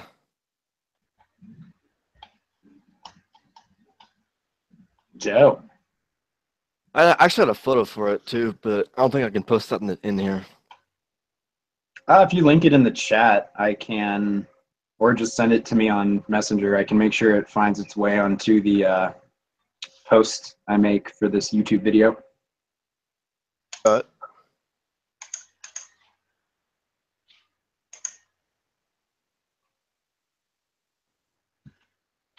I think we chased that thread down pretty far.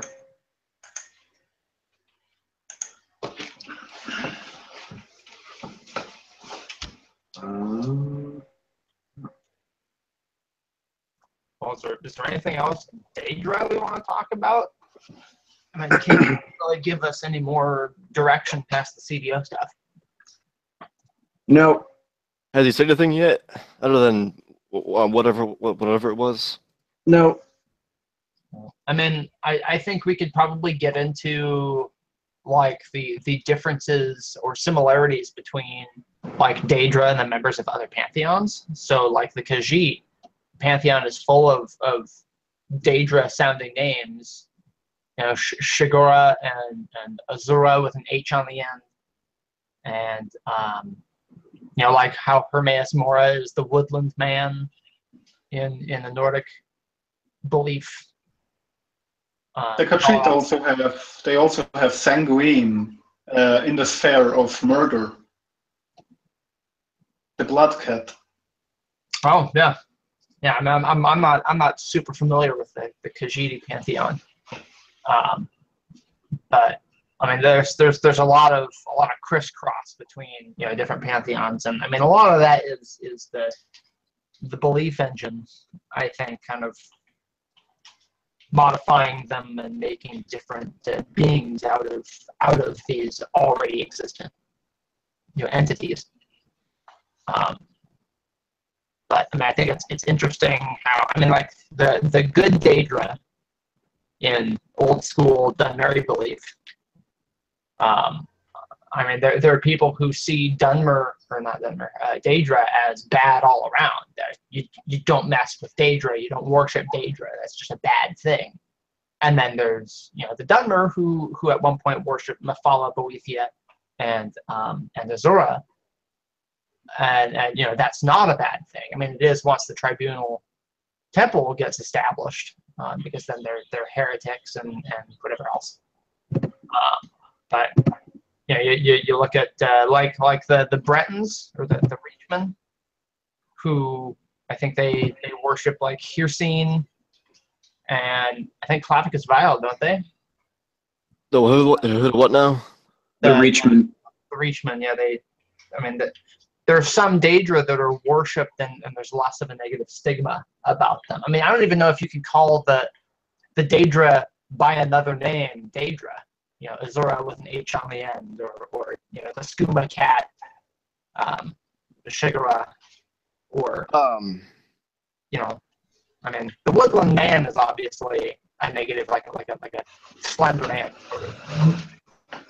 It's actually not based on some of the, because okay, so Hermaeus Mora as the Woodland Man, I'm pretty sure, based on what I played of ESO when I was doing the Almeri Dominion quest lines, the Woodland Man shows up in Skull specifically, religious stuff, but also in the Bosmer religion.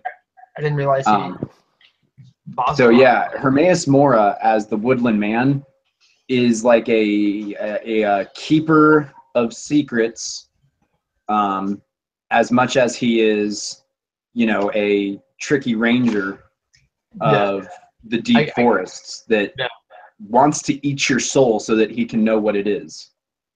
I mean, when I imagine the Woodland Man, I kind of imagine like a King in Yellow sort of scenario.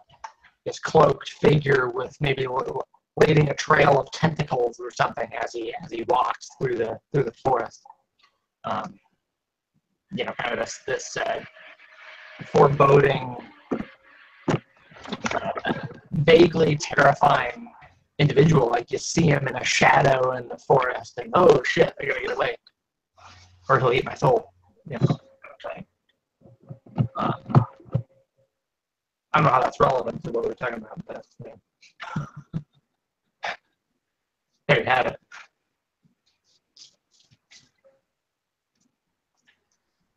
Oh yeah, as for the Richmond tribes, no, they I don't think they worship Vile, because there was a text from ESO about how they viewed him as too sophisticated and civilized for them, or some shit.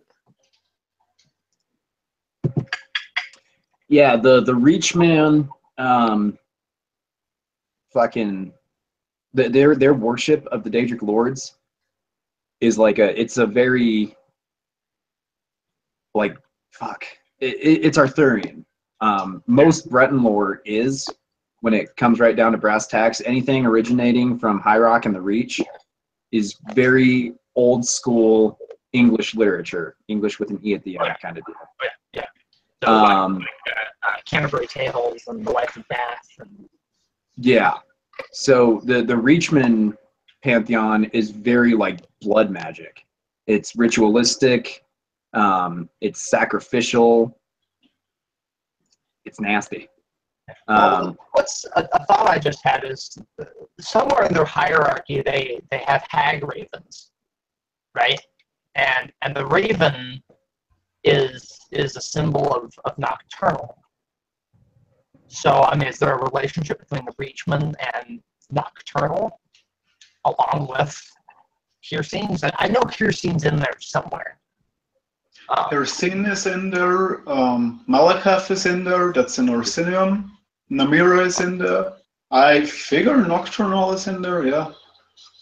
They've got Baal, Malakath, Dagon, Namira, with Hircine being their primary.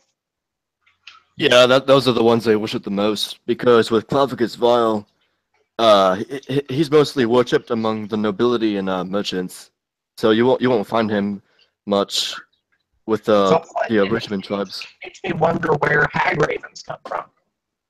So this is again that whole stemming from Old English folklore kind of thing. The hag ravens are like their shamans. They're blood shamans, and we see a little bit in Skyrim where a witch coven is trying to turn their leader into a hag raven. Yeah, I remember that.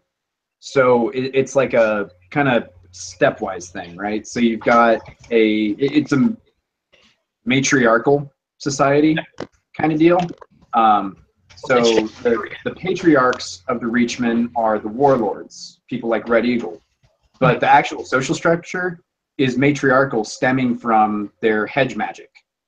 So you've got the witches and hags that are like the handmaidens, essentially, of the very small Hagraven coven that leads all of those rituals.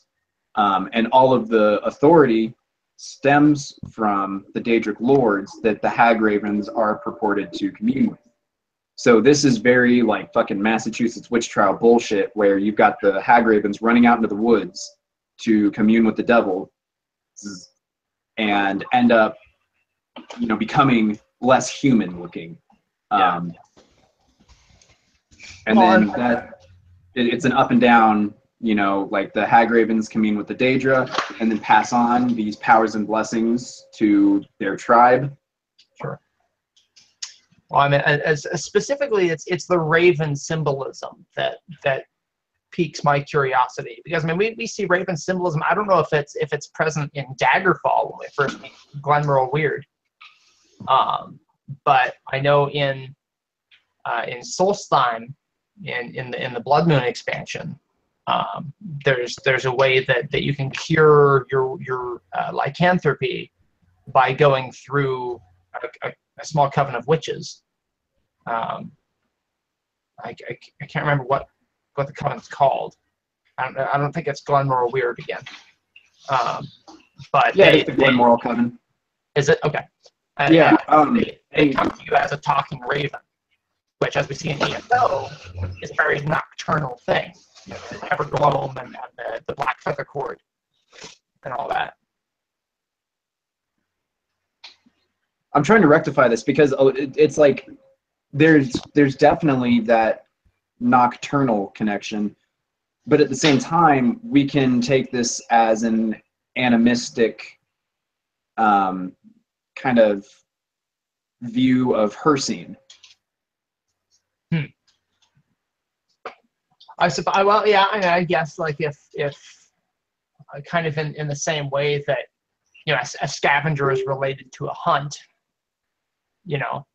I guess that would make sense. But go ahead. I think the most important question there is like, what do the Hagravens primarily do? What are they known for? Which is the whole process of creating Briar Hearts. Yeah. That seems to be exclusively for Hagravens. Like we see that in texts in ESO, that the Reachmen have been waiting for the Hagravens to perform the rituals. They even can perform it on Harpies, so not only men, also Harpies. And I think, like, does the whole Briar Heart and Shaman thing sound more nocturnal or Hircine to you? It's a good question. Yeah. I don't have an opinion on it. I'm just genuinely asking what you think about it. I'm sitting here trying to run this through Arthurian legends on the fly. It's like you have to kind of back out of an Elder Scrolls scope and look at it purely in. I mean, I think it's even not even necessarily just Arthurian. I mean, the Bretons in and of themselves are a very Arthurian kind of worldview. But I mean, you've also got Shakespeare with Macbeth, and the Witches' Coven there, and also in as going as far back as Beowulf. Like kind of rewinding forwards and then fast forwarding through. It's like you have to look at stuff like Macbeth, like you said, and the paganism that the Romans were trying to eradicate. Yeah, which I mean the where that leads me is if we assume that this is a part of the whole hunting sphere and what's associated with the hunt, then I mean I would say that means that nocturnal and Hircine are very closely related. They have intersecting spheres with specifically ravens and how they scavenge after the hunt. I mean, and I mean, you could even go so far as to say, well, you kind of need Nocturnal's blessing to hide from the prey. In some senses, if you're going to stalk your prey, like that's a stealthy kind of thing, and that also falls in Nocturnal's portfolio. So I don't know. I think that's something that merits some exploring. And I mean, I think we can all agree that every aspect of TES cosmology and every relevant entity in the Orbis is related in some way, because it's all, they're all just different pieces of the same mind, it being the Godhead and the dream. So I don't know. I'm just kind of talking out my ass at this point. No, I'm with you, because I'm looking at one of just the very basic lore entries, like loading screen snippet on Hagravens, and they will take through savagery what they cannot win through guile, which is. Well, Hircine's aspect of guile is one you can fight in Blood Moon.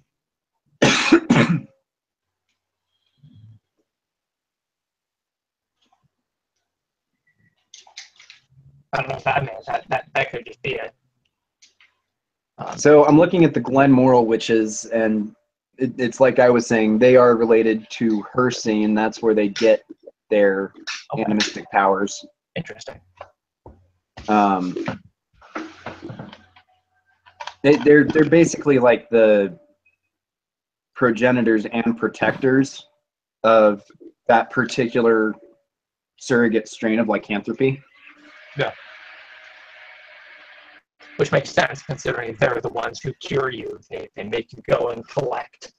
Yep. You gotta go collect wolf's bane from the top of the mountain, and they were also implicated in the Blood Moon prophecy. Yeah. Which is all about Hircine. I'll pull off the Blood Moon prophecy. It's been years since I played Blood Moon.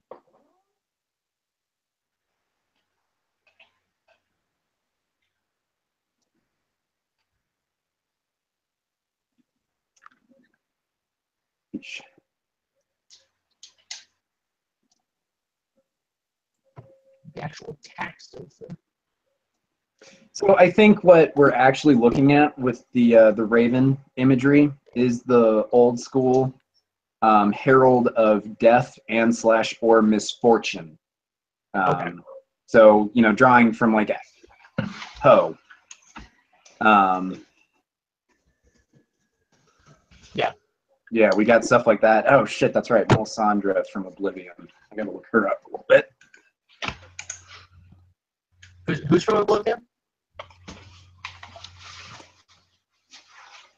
What's up? You said something was from Oblivion? Yeah, Melisandre. She's an ex-Glenmoral witch who, you're going to love this, is the one who cures you of vampirism.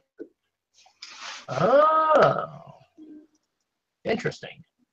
So, yeah, I think I'm going to stick with what the UESP article has to say, and the Hagravens and thereby the Reachmen have their fingers very, very heavily steeped in Hircine, with little touches of, Molag Bal, Malakath, Mehrunes Dagon, and Namira.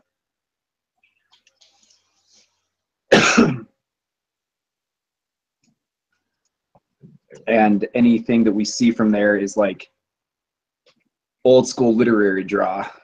Yeah. So ravens are symbols of misfortune and death. If they appeared as wolves, we'd look no further than Bram Stoker. And while I agree that that's probably where the inspiration came from, I like to try and reconcile that with other things that have similar symbolism, specifically the relationship between Hircine and Nocturne. And I feel like that's something that can be explored a little bit. And it's that's why we do our theory crafting, lore crafting kind of stuff. Yeah. I think that's.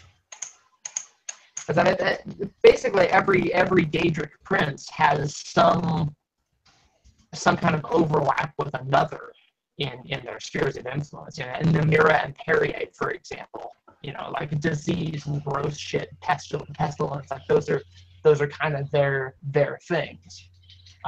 Even Periite and Jigalag, for example, keeping order, and the Taskmaster and knowing everything. Like those are both kind of intersecting things. So I mean, I think that might be the way that nocturnal and Hircine kind of overlap, is specifically the animistic, the raven and what the raven means. Well, I mean, yeah, because you've got two literary analyses of the raven. You've got a keeper of wisdom. One of the hero cycle. Who the fuck is that? The hero cycle is fuck. Why is this name escaping me? Talking about Beowulf? No, like it's more recent literary analysis trappings. Like the way I learned it in fucking high school was through Star Wars. Oh yeah, that's the contemporary, hero's journey. Yeah, and then we applied it to like Harry Potter would probably be another one. Who the fuck is it? This is bothering me. I have to look this up now.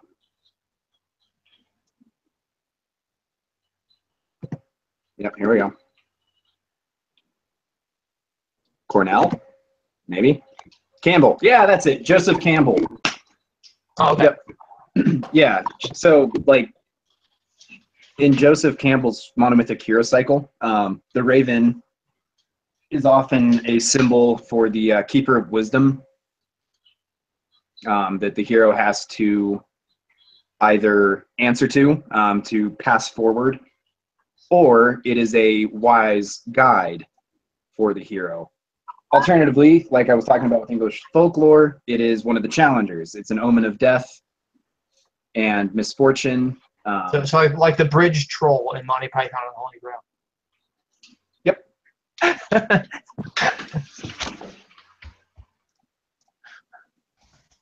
Yeah, so we're coming up on the 2-hour mark. What do we want to start diving into? I just want to also throw into kind of add something to the raven is the resemblance in Nordic mythology with Odin and his ravens, Hugin and Munin. Yeah, those were the keepers of wisdom kind of deal. Essentially, yeah, so that's where the whole archetype stems from, is that the raven was one that observes and listens and then brings the information towards you. So it's very much associated with gathering information. Come from. That's just, I think, the general archetype for most raven-based mythology in Europe. Yep. There's also the archetype of the spy, or the unseen listener, like you just brought in, that comes through, especially when we're talking about Nocturnal and her association with the Raven. The Ravens are her information gatherers, like the Crows of Isengard in Lord of the Rings. They're Saruman's spies that fly out and bring him information. Same such, we've got the Raven that gathers for Nocturnal because she is the patron of thieves and, shadowy experts. Well, I'm looking up the symbolism, like cultural depictions of ravens. I mean, we can see in Irish mythology, ravens are associated with Bab and Morgan. Morgan being the goddess of magic, basically. Like magic. In Arthurian legend, Arthur's wife who plots to kill him. Yeah, oh, here's where Cuchulainn's name came from. I just kind of see that on this page here. Because he came from Celtic folklore. And I mean, Odin had ravens. That's another one. What they symbolize, and I probably have to read through this whole thing to thought and memory is what it looks like. Depicted having ravens, Hugin and Munin serving as his eyes and ears, Hugin being referred to as thought and Munin as memory. Which that's an interesting implication regarding all the trolls and how important memory is. What else? Serbian epic poetry, Hinduism in South Asia. On this note, real quick, you said they're called Hugin and Munin? Yeah. I said it. Where do we think the word Kinmune came from? Given the whole events of Sarthal and the dumb giant. Interesting. So, five. Okay. Okay, that's interesting. I see Native American. I see. Should usually be another protector of wisdom. Right to control F wisdom, and it didn't come up at all. I mean, this is one Wikipedia page. Yeah. On Raven, so I mean, it's mostly like folklore kind of stuff.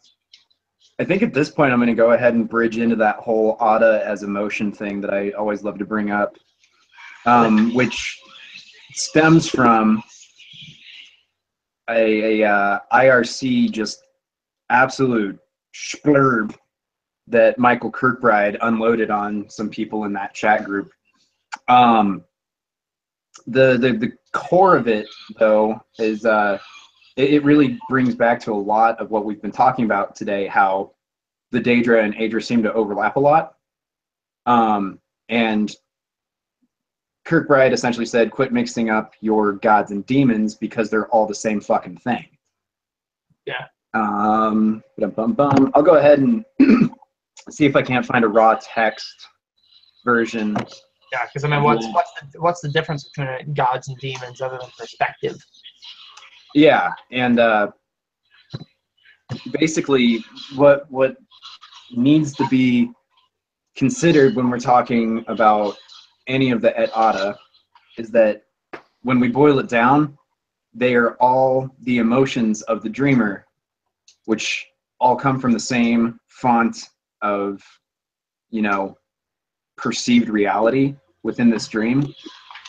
So really there is no difference at the end of the day between them all, because they all combine as one into a single cohesive being. But because of his mental state within this dream, they're all fractured and they all have their own thriving personal appearances. So this always gets to me when people are trying to find, what's the difference between Aedra and Daedra. And there's the monomyth answer of, well, the Aedra created the world and the Daedra did not. There's the Altmeri answer of, the Aedra are ancestors because they created the world, and the Daedra are not ancestors because they didn't. Or the Chimerian perspective, Daedra being our bigger, better ancestors. Yeah. But it really boils all down to the fact that in the Dawn, there was no ambiguation or disambiguation available to us. It was all Et Ada. Here they are. This is what they do. They exist. I know, Gabriel, you had some questions for me about that, if any come to mind right now, or if you want to just wait until you read that little snippet that I've got. I was just generally, like, when you just said this, what I'm always saying about Namira and Dibella, honestly. Because they kinda incorporate the same sentiment, and if you read the Shonietta, you could replace the Dibla shoot with something that's more similar to Namira. I would just generally ask what your thoughts are on Daedra and their Aedric counterpart, not how they're related, but how their interplay is nowadays.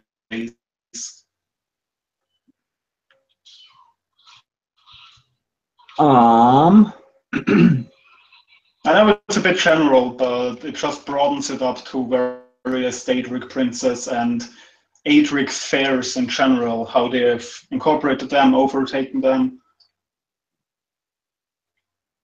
Trying to draw like clear examples to go with besides Namira and Dibella.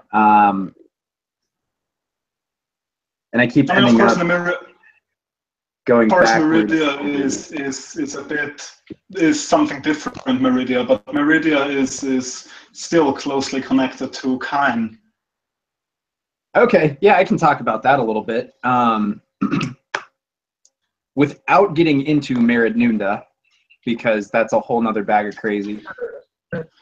So Meridia, short version, because of where she came from, she is color. Okay.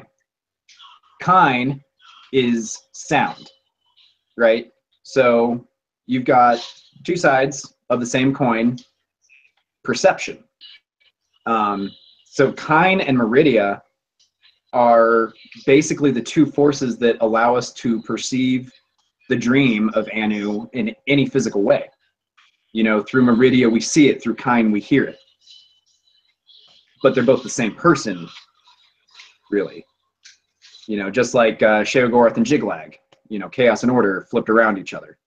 Meridia and Kine are just the whole personification of perception. And this is one of those examples that Kirkbride actually brought up in that little IRC blurb. And now I actually need to find it because I want to quote him. I don't know if you saw, Cage did reply, by the way, asking about the most interesting thing about Molag Bal. So if that's where I think the most interesting thing I've ever seen in Molag Bal apocryphal lore is when one of our buddies wrote a piece about him being dwarven tuning forked out of existence by the Queen of Reachrock. Who wrote that? Cody Glenn Hagee, the professor. All right. Most interesting thing about let's see. For me, it would have to be his previous life, I guess you could say, as the the Ready Man. Yeah, that guy. When he was the God King of the Dro in a previous Kappa. I think I can talk about that one too in a little bit here. I'm interested in Molag Bal's relationship. If I recall, I'm pretty sure it was Molag Bal in the Seven Fights of Baldur's Gauntlet is mentioned. He's walking along with Alduin and Akatosh, or Akka. I'm pretty sure it was him. I'll have to go back and double check. Hey, we just gained John. Hey! No, we didn't. Oh, hi, John. What's I'm up? not here. It's a figment of your imagination. Funny you should mention figment, which sounds like pigment. We were just talking about color. Oh, I was gonna say you were talking about orcs, but no. No. Hey, I'm actually going to rewind a little bit here to the Meridia Kine dichotomy. So this is straight. Is that just for me? And what he said in this IRC chat. What no one has ever seen is the connection between Meridia and Kine. Let that sink in. What do they do when connected, both govern? Think about Knights of the Nine. One made the night, one opposed the night. One reigned forever because he was gone. One said, no, I will not wait until he comes back. Gonna go full fag. Quit mixing up gods and demons. They're just emotions. In magic, those are real feels. Meridia is the color of his return. When curtained by rain, that blink in the eye when the postcard isn't answered, that weird huff in your chest when you're waiting for that text. The whole night you wait up and force sleep so the morning comes, and you hear rain on the window pane and figure, fine, they aren't listening. Today isn't the day? Wrong. That's the day when you never knew what you were at your best. You surrendered. You talked about, called a cab, or turned on the monitor to read the net, or walked the dog because at least the dog always listens. You took a shower, got more shit in your eye. Walked to the corner store to get saline because you didn't last night and you really have to put your contacts in. Worse, you're a parent now with cataracts, and the only way your children easily talk to you is a phone screen, which you can only make out in color, a thing you cannot quite perceive anymore, so your other senses compensate for it. Can't see right, ears will for you. Can't hear right, eyes will for you. Can you see the admixture of color and sound yet? You sense it. If even you can only taste that one is gone, that's your only memory and touchstone. Otherwise, why would you wait? Hope has a color and a sound and a taste and a touch and 11 more senses you didn't even know you had yet. And this is why you worship them, the gods and demons beyond your control. They went through it before you. They're your ancestors, and this is in your blood. They are the Aedra and Daedra, and sometimes their names get mixed up. Still the same, they show you the path. Even as an orphan star, you will get home again. You always have your birth sign. Rejoin it. That's your family, the star signs of the magic that rules this world. They know the way. All you have to do is look, hear, touch, taste, or feel for their presence. It's in the job description. So, what the full fag response means is Aedra and Daedra are the perceptive reality of how we can actually make sense of the dream. The full fag response. There you go. That's funny. Hey man, not my words. I know. It's still funny.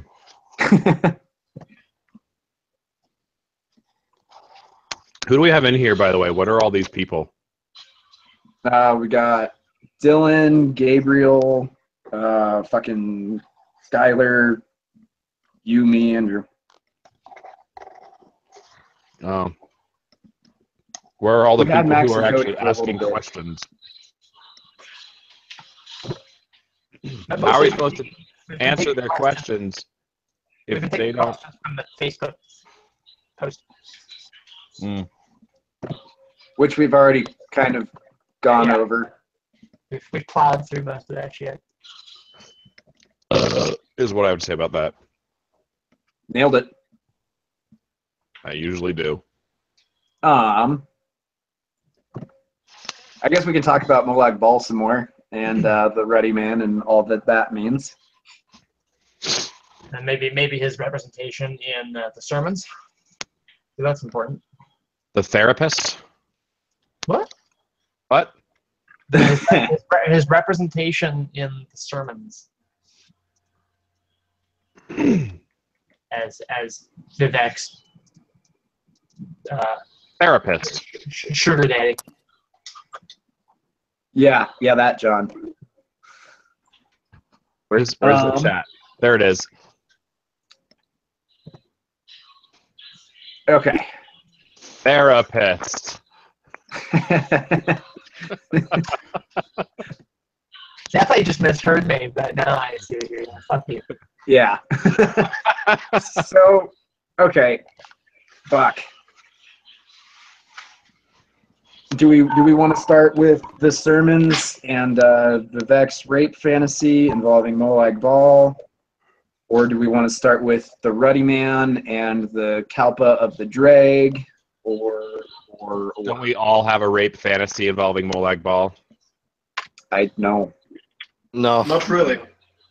Oh, so that's just Maybe me then. I was about to say maybe it's just you. You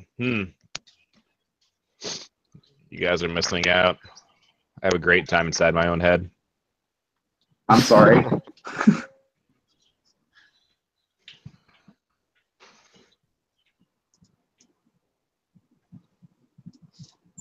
I'm going back through the 7 fights of Alu Daga to pick out the Molag Bal references. Yeah, like the first, I guess, like there's a middle portion that talks all about Molag Bal. Yeah, when the dirt bird just fucking cusses him the hell out. Yeah.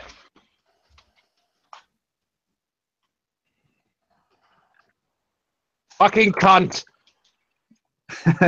Oh, sorry. Forgot my mic's on.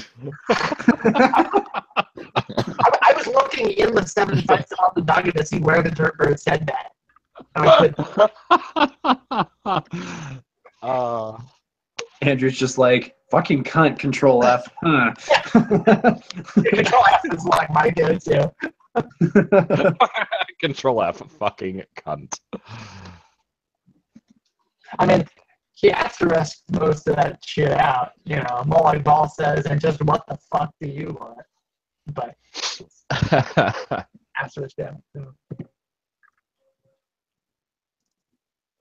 Anyway.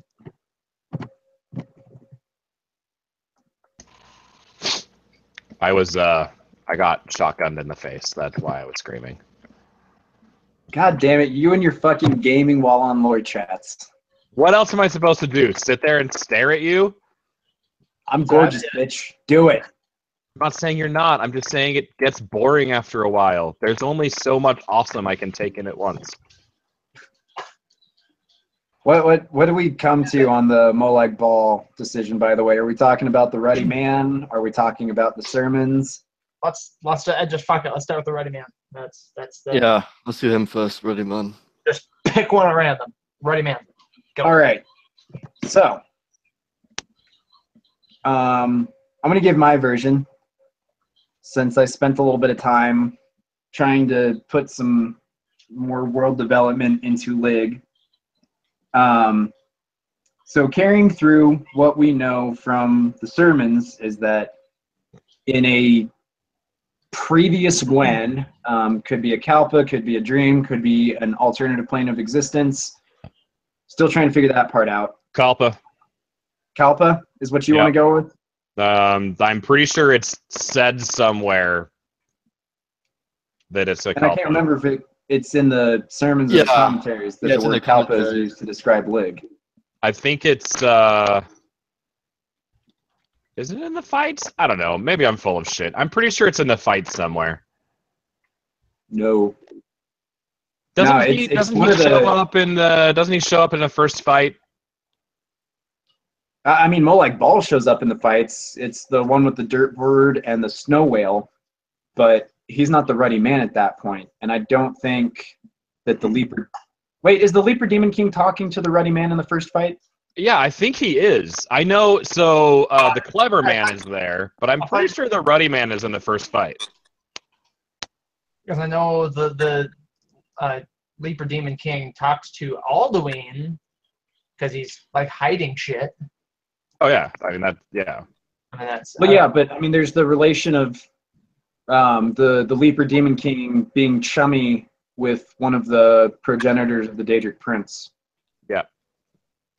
And that might actually be, but I don't think it's the Ruddy Man is the thing. I think it's supposed to be, this is Molag Bal as Molag Bal, not one of his previous world skins. Yeah, because because it talks about Cold Harbor and everything in here.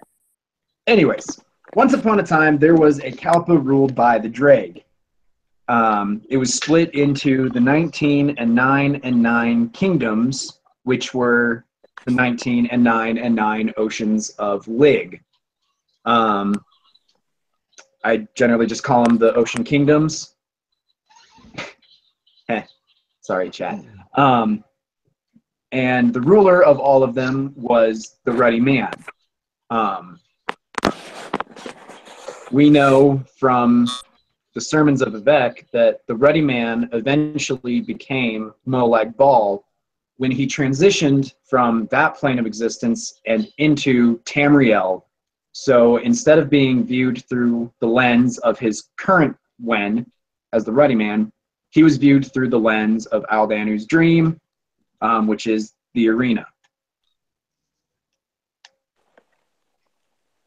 Boom. Handing it off the baton. Apparently the Ruddy Man likes to eat dark elf eyes and dark elf feet, dark elf tongues and dark elf toes. So he's basically the Dunmerry boogeyman. Yeah, he sure is.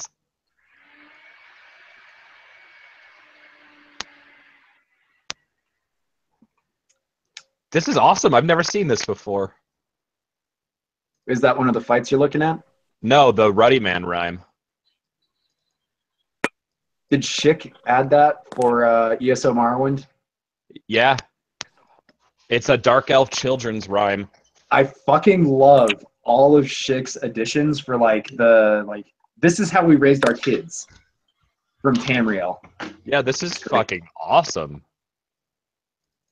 There's the Scrib And then he'll one make too. some ruddy man stew. Who can defeat the great ruddy man? Our Lord Vivek. That's who can. He'll slash and strike the ruddy man through, and then he'll make some ruddy man stew. Fucking great.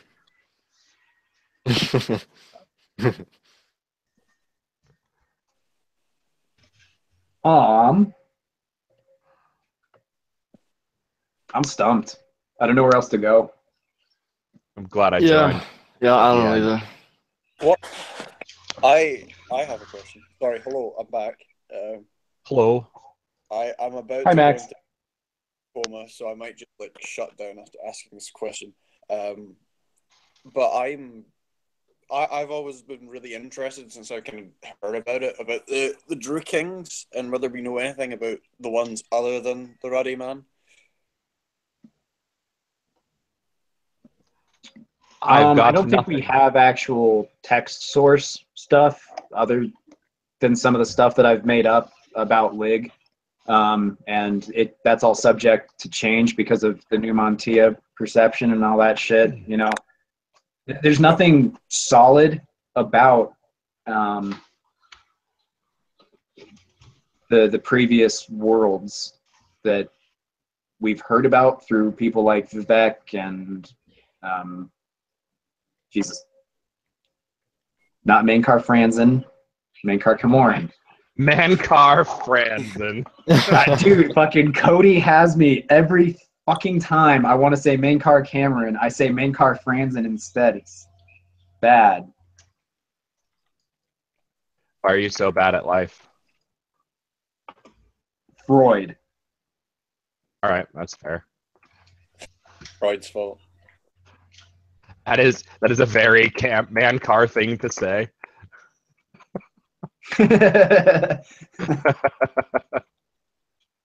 So yeah, unfortunately, Max, I don't have a good answer for that outside of I a was few just- like minor details that I've only entertained and not actually put down on paper. Yeah. We've got a Drew King in ESO, but we unfortunately don't know anything about it either, so Yeah. it's just kind of a letdown considering that they even called it the Drew King. Well, honestly, if you want to hear my Is there not, like, is the the Drake reference? are gonna play a little bit of a part in Test 6 because we saw a lot of data mined content coming from ESO that had to do with that kind of shit, and then just immediately disappeared when they were launching that series of content. Like, yeah, does ESO not kind of... See, I always found the ESO Drew stuff to be a bit funny. Like, some of it's really interesting, like some of the names that the bosses have. Because some of them seem like a direct reference to some of the kind of like shit. And some things to do with the Ruddy Man as well. Like, there's something like Ruddy something as well, which is, I mean, it's a smaller reference. It doesn't really mean anything big, but it's more they're kind of, it indicates that they drew that they're kind of referencing a bit more than just, oh yeah, they're kind of fish people. But I do remember reading something or seeing something in ESO that kind of alludes to there being much, much bigger Drew, like deeper down. The way that I have come to interpret it is that the Drake are very Lovecraftian in nature, and they're sort of like primordial beings, which would make sense given that a previous Kalpa featured them as the ruling class until shit went whack and the Kalpa experienced its fall. Shit went Right. whack. We use the technical terms here, ladies and gentlemen. This is So I don't know. I mean, I know that Franzen had to go on NDA with Bethsoft because he found some things out just through, digging into the lore and shit. So I think sometime soon we're going to have some more solid answers on your questions about the drag. I just don't know what it's going to look like. You know, I have my guesses, obviously, and I put them all into World Building Lig, but they're probably nothing close to what we're going to see in reality. Are you? Hold on. Where's Yeah. There you go. the thing? A thing? What kind of thing?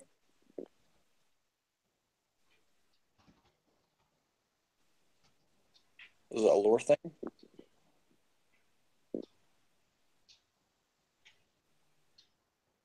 We lost Jonathan. Maybe. I think he died. I think Jonathan. Nothing, things and stuff. Carry on. Oh no. Nothing to see here. Oh what? No. Jonathan, what was that about?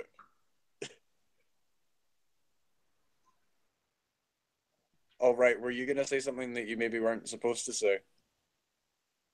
It's okay. I won't dig. Man, who's talking? Who is that? That's Max. Hello. Oh, hi, Max. I just can barely hear you. Oh right, okay. Is that the same for everybody? Am I really quiet for everyone? Yeah. Yeah. But it might just be because I'm on mobile. There might not be much I can do about it apart from like talk really close to the mic. Oh, see, now I can hear you. You guys can pull up the volume controls and turn Max up. That's what I've been doing. I can hear him just fine. I mean, I will do Yeah, you that. might. Sorry, folks. I'm on mobile. I'm on the move. Unforgiven. I don't know, whatever. I was also in the middle of jumping out of an airplane, so there was lots of noise. It like drowned out your talking. That didn't help at all. Is that just a casual occurrence for you, John? Yeah. Is it not for you? I mean, I'm more of an aquatic boatman myself, but Oh, I spent time in the Navy. I mean, the water gets old after a while. You were a seaman? I was indeed. Notice how I didn't reference or say anything about your bad joke that everyone else uses? Yeah. And I said something which ruined it all anyway.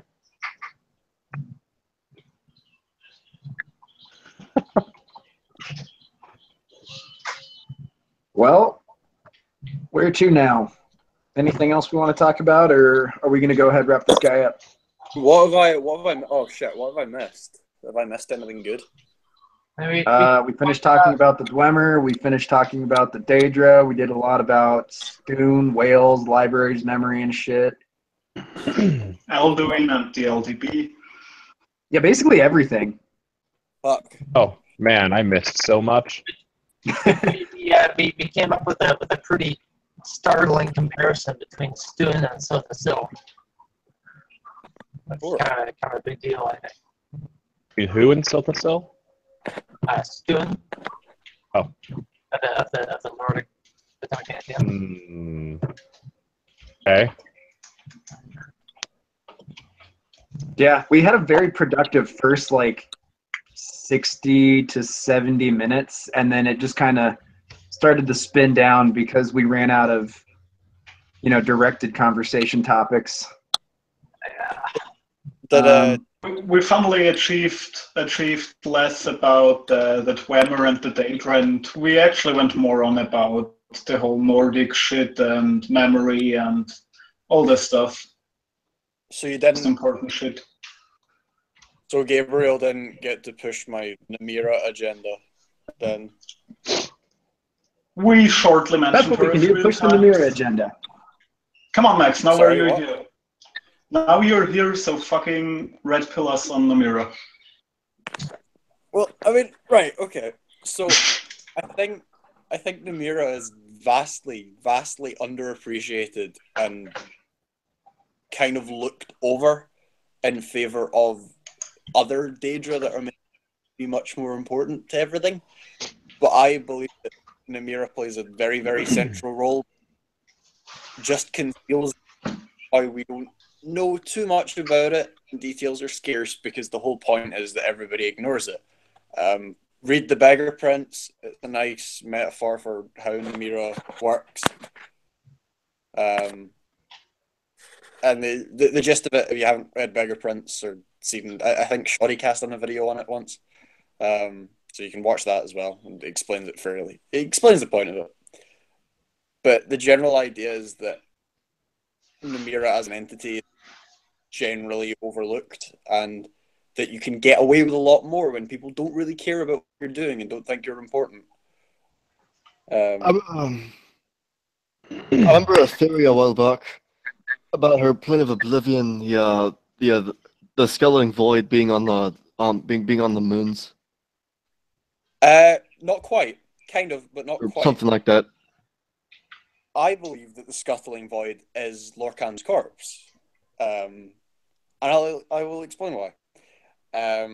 This is because it's a number of things in ESO, and I'm 90% sure it's not the moons as you know it, because when you go to her realm from ESO, you can see both Nurse and the other two moons incredibly close, which means that Scuttling Void is not on it's not on Joan or Jode.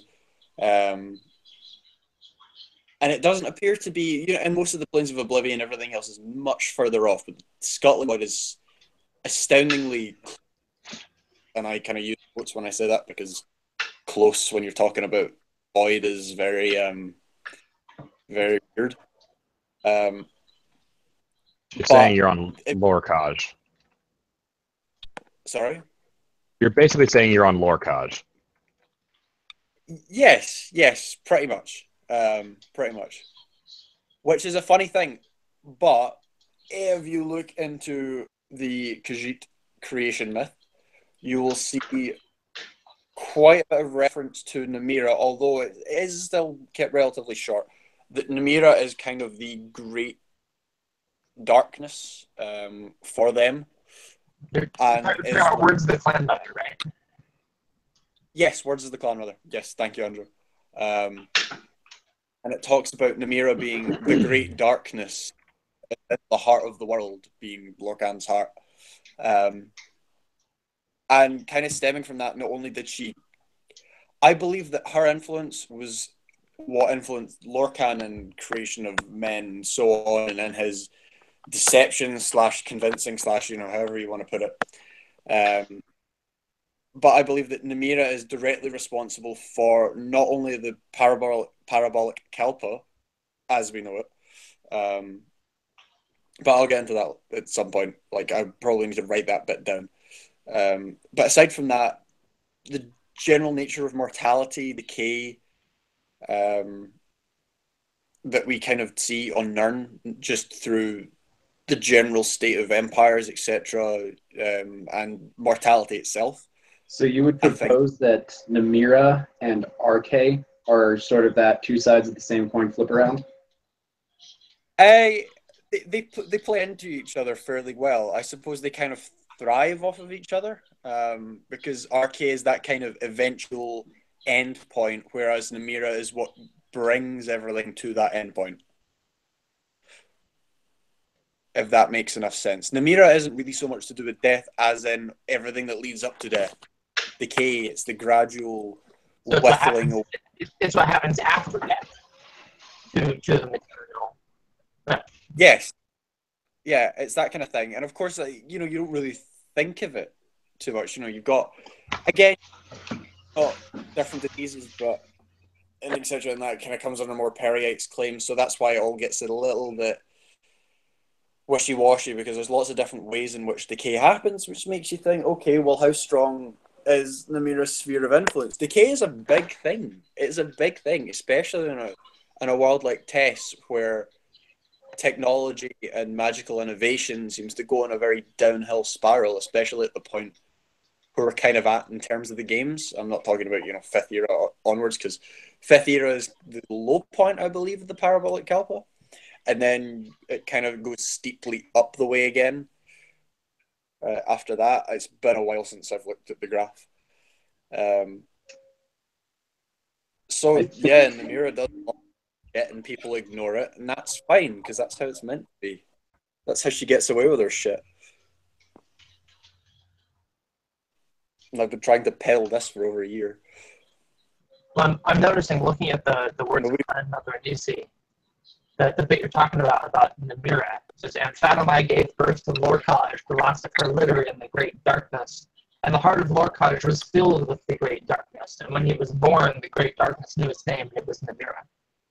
So, I mean, if we look at that from like a Coda standpoint and through a couple other different lenses, that ties Namira to Akatosh, because if the heart of Lorcan is the prison of Akatosh, in that it forced linear time, then that creates a relationship between Namira and Akatosh, and that could be through the avenue of RK, because if RK is considered a portion of Akatosh, being kind of almost a finality and end. No, I've seen links with them in the past with RK and Akatosh. RK is a portion of Trininac. That's where the link comes from. Okay. Well, that makes the connection between RK and Malakath a lot more. Makes a lot more sense to me now. And then again, Shiogura you is the play it out. Go ahead. If you wanted to look at it, depending on the angle you want to look at it, I'm not saying that this is an absolute stereotype, but although it was so much of an instantaneous thing, if Namira again is directly linked to Trinimac and therefore RK, or through RK, sorry, then you could also pose that there's something to do with the fact that Trinimac kind of decayed into Malakath, or became a lesser corrupted kind of version. But that depends. He was digested into Malakath. Sort of, yeah. Very Akaviri-like. Yeah. But it's a lot of this is kind of how you spin it and how you believe it. It is a very subjective thing. And there's a lot of ways where you could say, oh, maybe it's this and maybe it's that, and it wouldn't be all of these things. But I think there's a few big things that you could tie Namira to. But on a very background, subtle level, I think Namira does a lot of grand things, but not in a grand way, because it's not her style. Again, Beggar Prince is a wonderful story to explain how the Sphere of a God works. I really love it, actually. It's one of my favourite books out of the games. Would recommend. Of 10 would recommend. Yes. So, yeah, I actually don't really have anything to add. Never mind. I agree. Can we suggest that Namira and What? that sword Namira in the whole way you described it, Max? Yes. Oh no. He keeps cutting out when he's just about... We're losing you, mate. Internet. Gabriel, are you pausing for dramatic effect, or?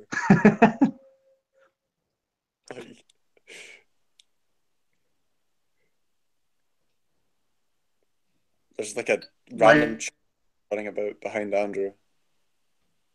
I think he's dead, guys. Lost him. Gabriel, Ripple, Gabriel, 2K17. He's trying to speak out against Mira. I'm telling you, it's subtle. She works in weird ways. This is it. Gabriel's been silenced. It's me next. I'll get some terrible like flesh rot, and that'll be it. For the last you hear of me. between that and speaking out against the CS's corruption of imperial government, I mean, I'm a marked man tonight.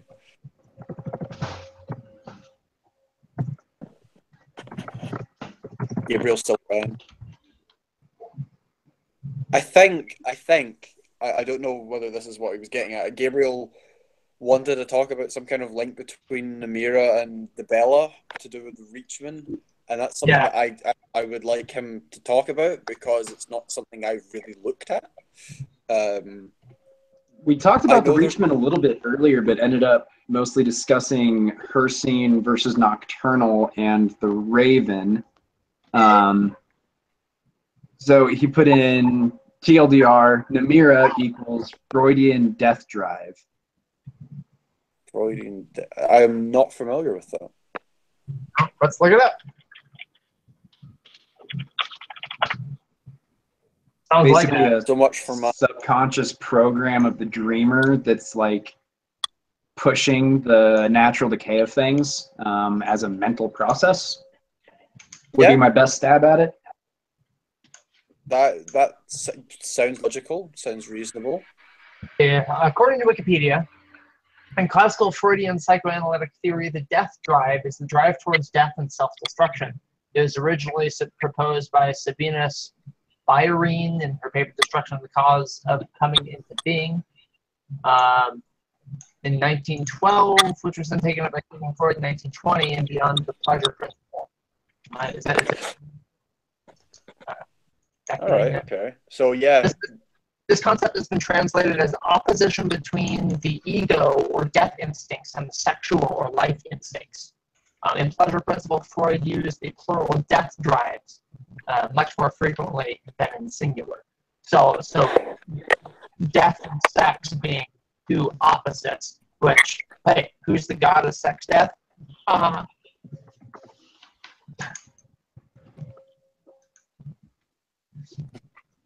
I mean, is the god of sex death not kind of Mephala? Mephala, man. It's Mephala. Yeah. That's sex death to the T. So, I mean, I think I've heard there's a sort of triune between Dibella, Namira, and Mephala. I've heard that before.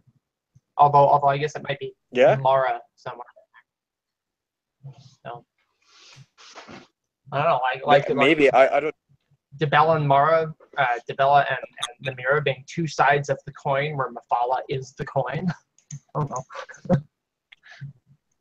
I'm sure there is a link between. I can't seem to think right now, but I mean, if Gabriel's making a link between Dibella and Namira, there's probably some good cause for it. But I genuinely cannot think about what it is that links them, especially in that kind of.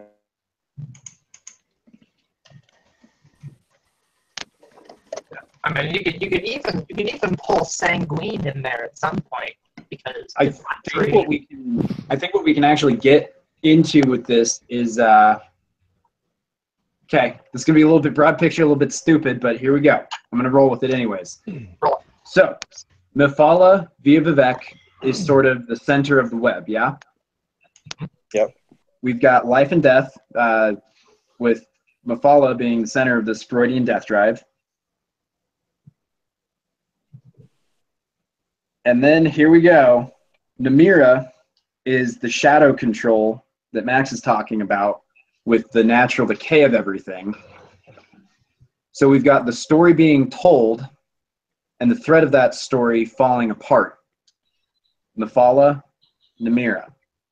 In between that, they're linked by Dibella, which is physical beauty and sex and divine love. Okay, I'm following. And there it is in the chat. Gabriel just said, Freud describes the libido as the drive to unite and Thanatos/death drive as the drive to dissolve. So Dibella is what keeps the story from falling apart when it's being told by Mephala/Vivek. Okay. Gabriel, nod twice. that he's telling the truth. On that, I mean, I wonder how complicated can we make this web we're weaving here?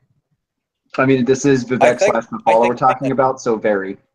Oh yeah, Yeah. we can bring Periite into it, related to the because I mean Gabriel and I were talking in a thread somewhere about how Periite being a subgradient of Akka is kind of he's related to the Jills, and the Jills don't know how to put the puzzle back together until we have all the pieces accounted for, and that's where Periite comes in. So Periite being related to the pestilence and kind of the flow of time in that way, right? And how Namira causes things to fall apart, the death drive, right? So we relate that to time, that becomes Periite, which becomes, I guess, part of Akatosh. And now we got Akatosh in this whole thing. And so, like, we can just kind of keep going and get this big old fucking web of crazy, tangentially related shit. And this is why I prefer to oversimplify and just say the Ada are emotion. Yeah. I don't know if anyone can hear me again. There you go. Gotcha. Hi. Oh, fuck. I hope this time I stay. If that's me with feedback, Oh god, I'm gonna mute my microphone. Gabriel, have you died again? I'm still here. I'm just trying to think and play videos at the same time, so I'm a mess right now. I'm a fucking mess. Idea is the death drive. It sounds so so focused on death, but how I wrote it there, it's more about dissolving things, because Freud described that the ultimate of the libido, what he Eros, the Greek god of lust, and the Thanatos, the Greek god of death, is essentially eating. Because you destroy something, you dissolve to keep yourself alive. So this is where I get the whole Namira is the death drive in general. It's not as much as about death, it's just about dissolving things, how you said decay. Decay is something dissolves over time. Yeah, That was my Okay, whole I see. idea behind it. I see that.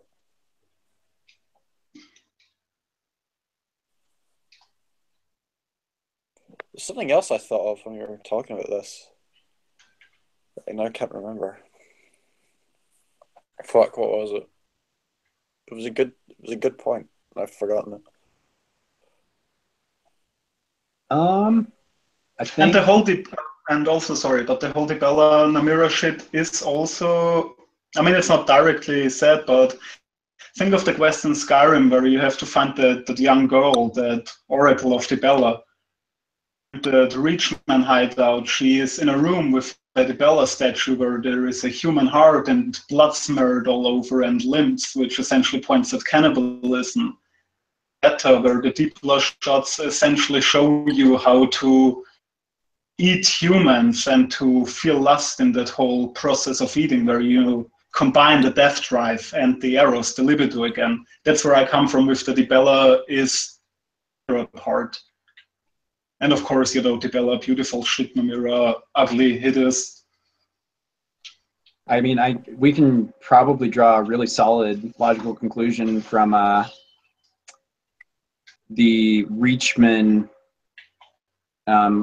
pantheon. We were talking about how they worship Namira, and there's a lot of examples actually of them defiling statues of Dibella specifically. Like there's a tower where there's a defiled altar to Dibella. There's that merchant in Markarth. They stole her statue of Dibella. Supposedly, probably to defile it to get to Namira. The defiled statue, that's also the one that's found during that quest for the at Markarth, because you find the statue that's smeared with blood and surrounded by totemic shit of the Reachman, so it's essentially defiled. And I think that's Okay. a pretty solid conclusion, how you said, to unite those two. In order to get Namira, take to Bella and splatter human stuff all over her. Yeah, but Essentially. just take lots of bodily fluids, kind of shake them up a bit, and then throw them, and then that's what you want. You could say we put our blood, sweat, tears, and semen into this theory. I mean, that's what the Shonietta is about. That's what lore's all about. And just smearing shit in the walls. That's what your god tells you to do. I mean, yeah, the smearing shit part is that Malakoff stuff. All right, It's a shame no. that Cody isn't here. Sorry, smearing shit in the How many people decide that they need to eat the placenta after giving birth? Right? Every the thing fucking is, like- follower of the Bella.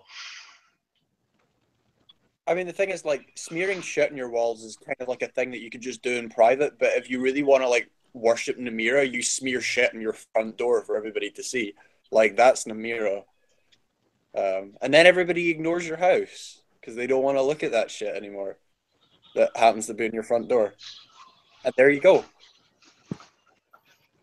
I think on that lovely note, we can go ahead wrap up the cast since we've been on for just shy of 3 hours.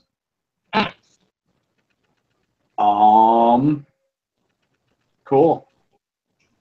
All right. See you next time, boys. 3D11. Oh, Later.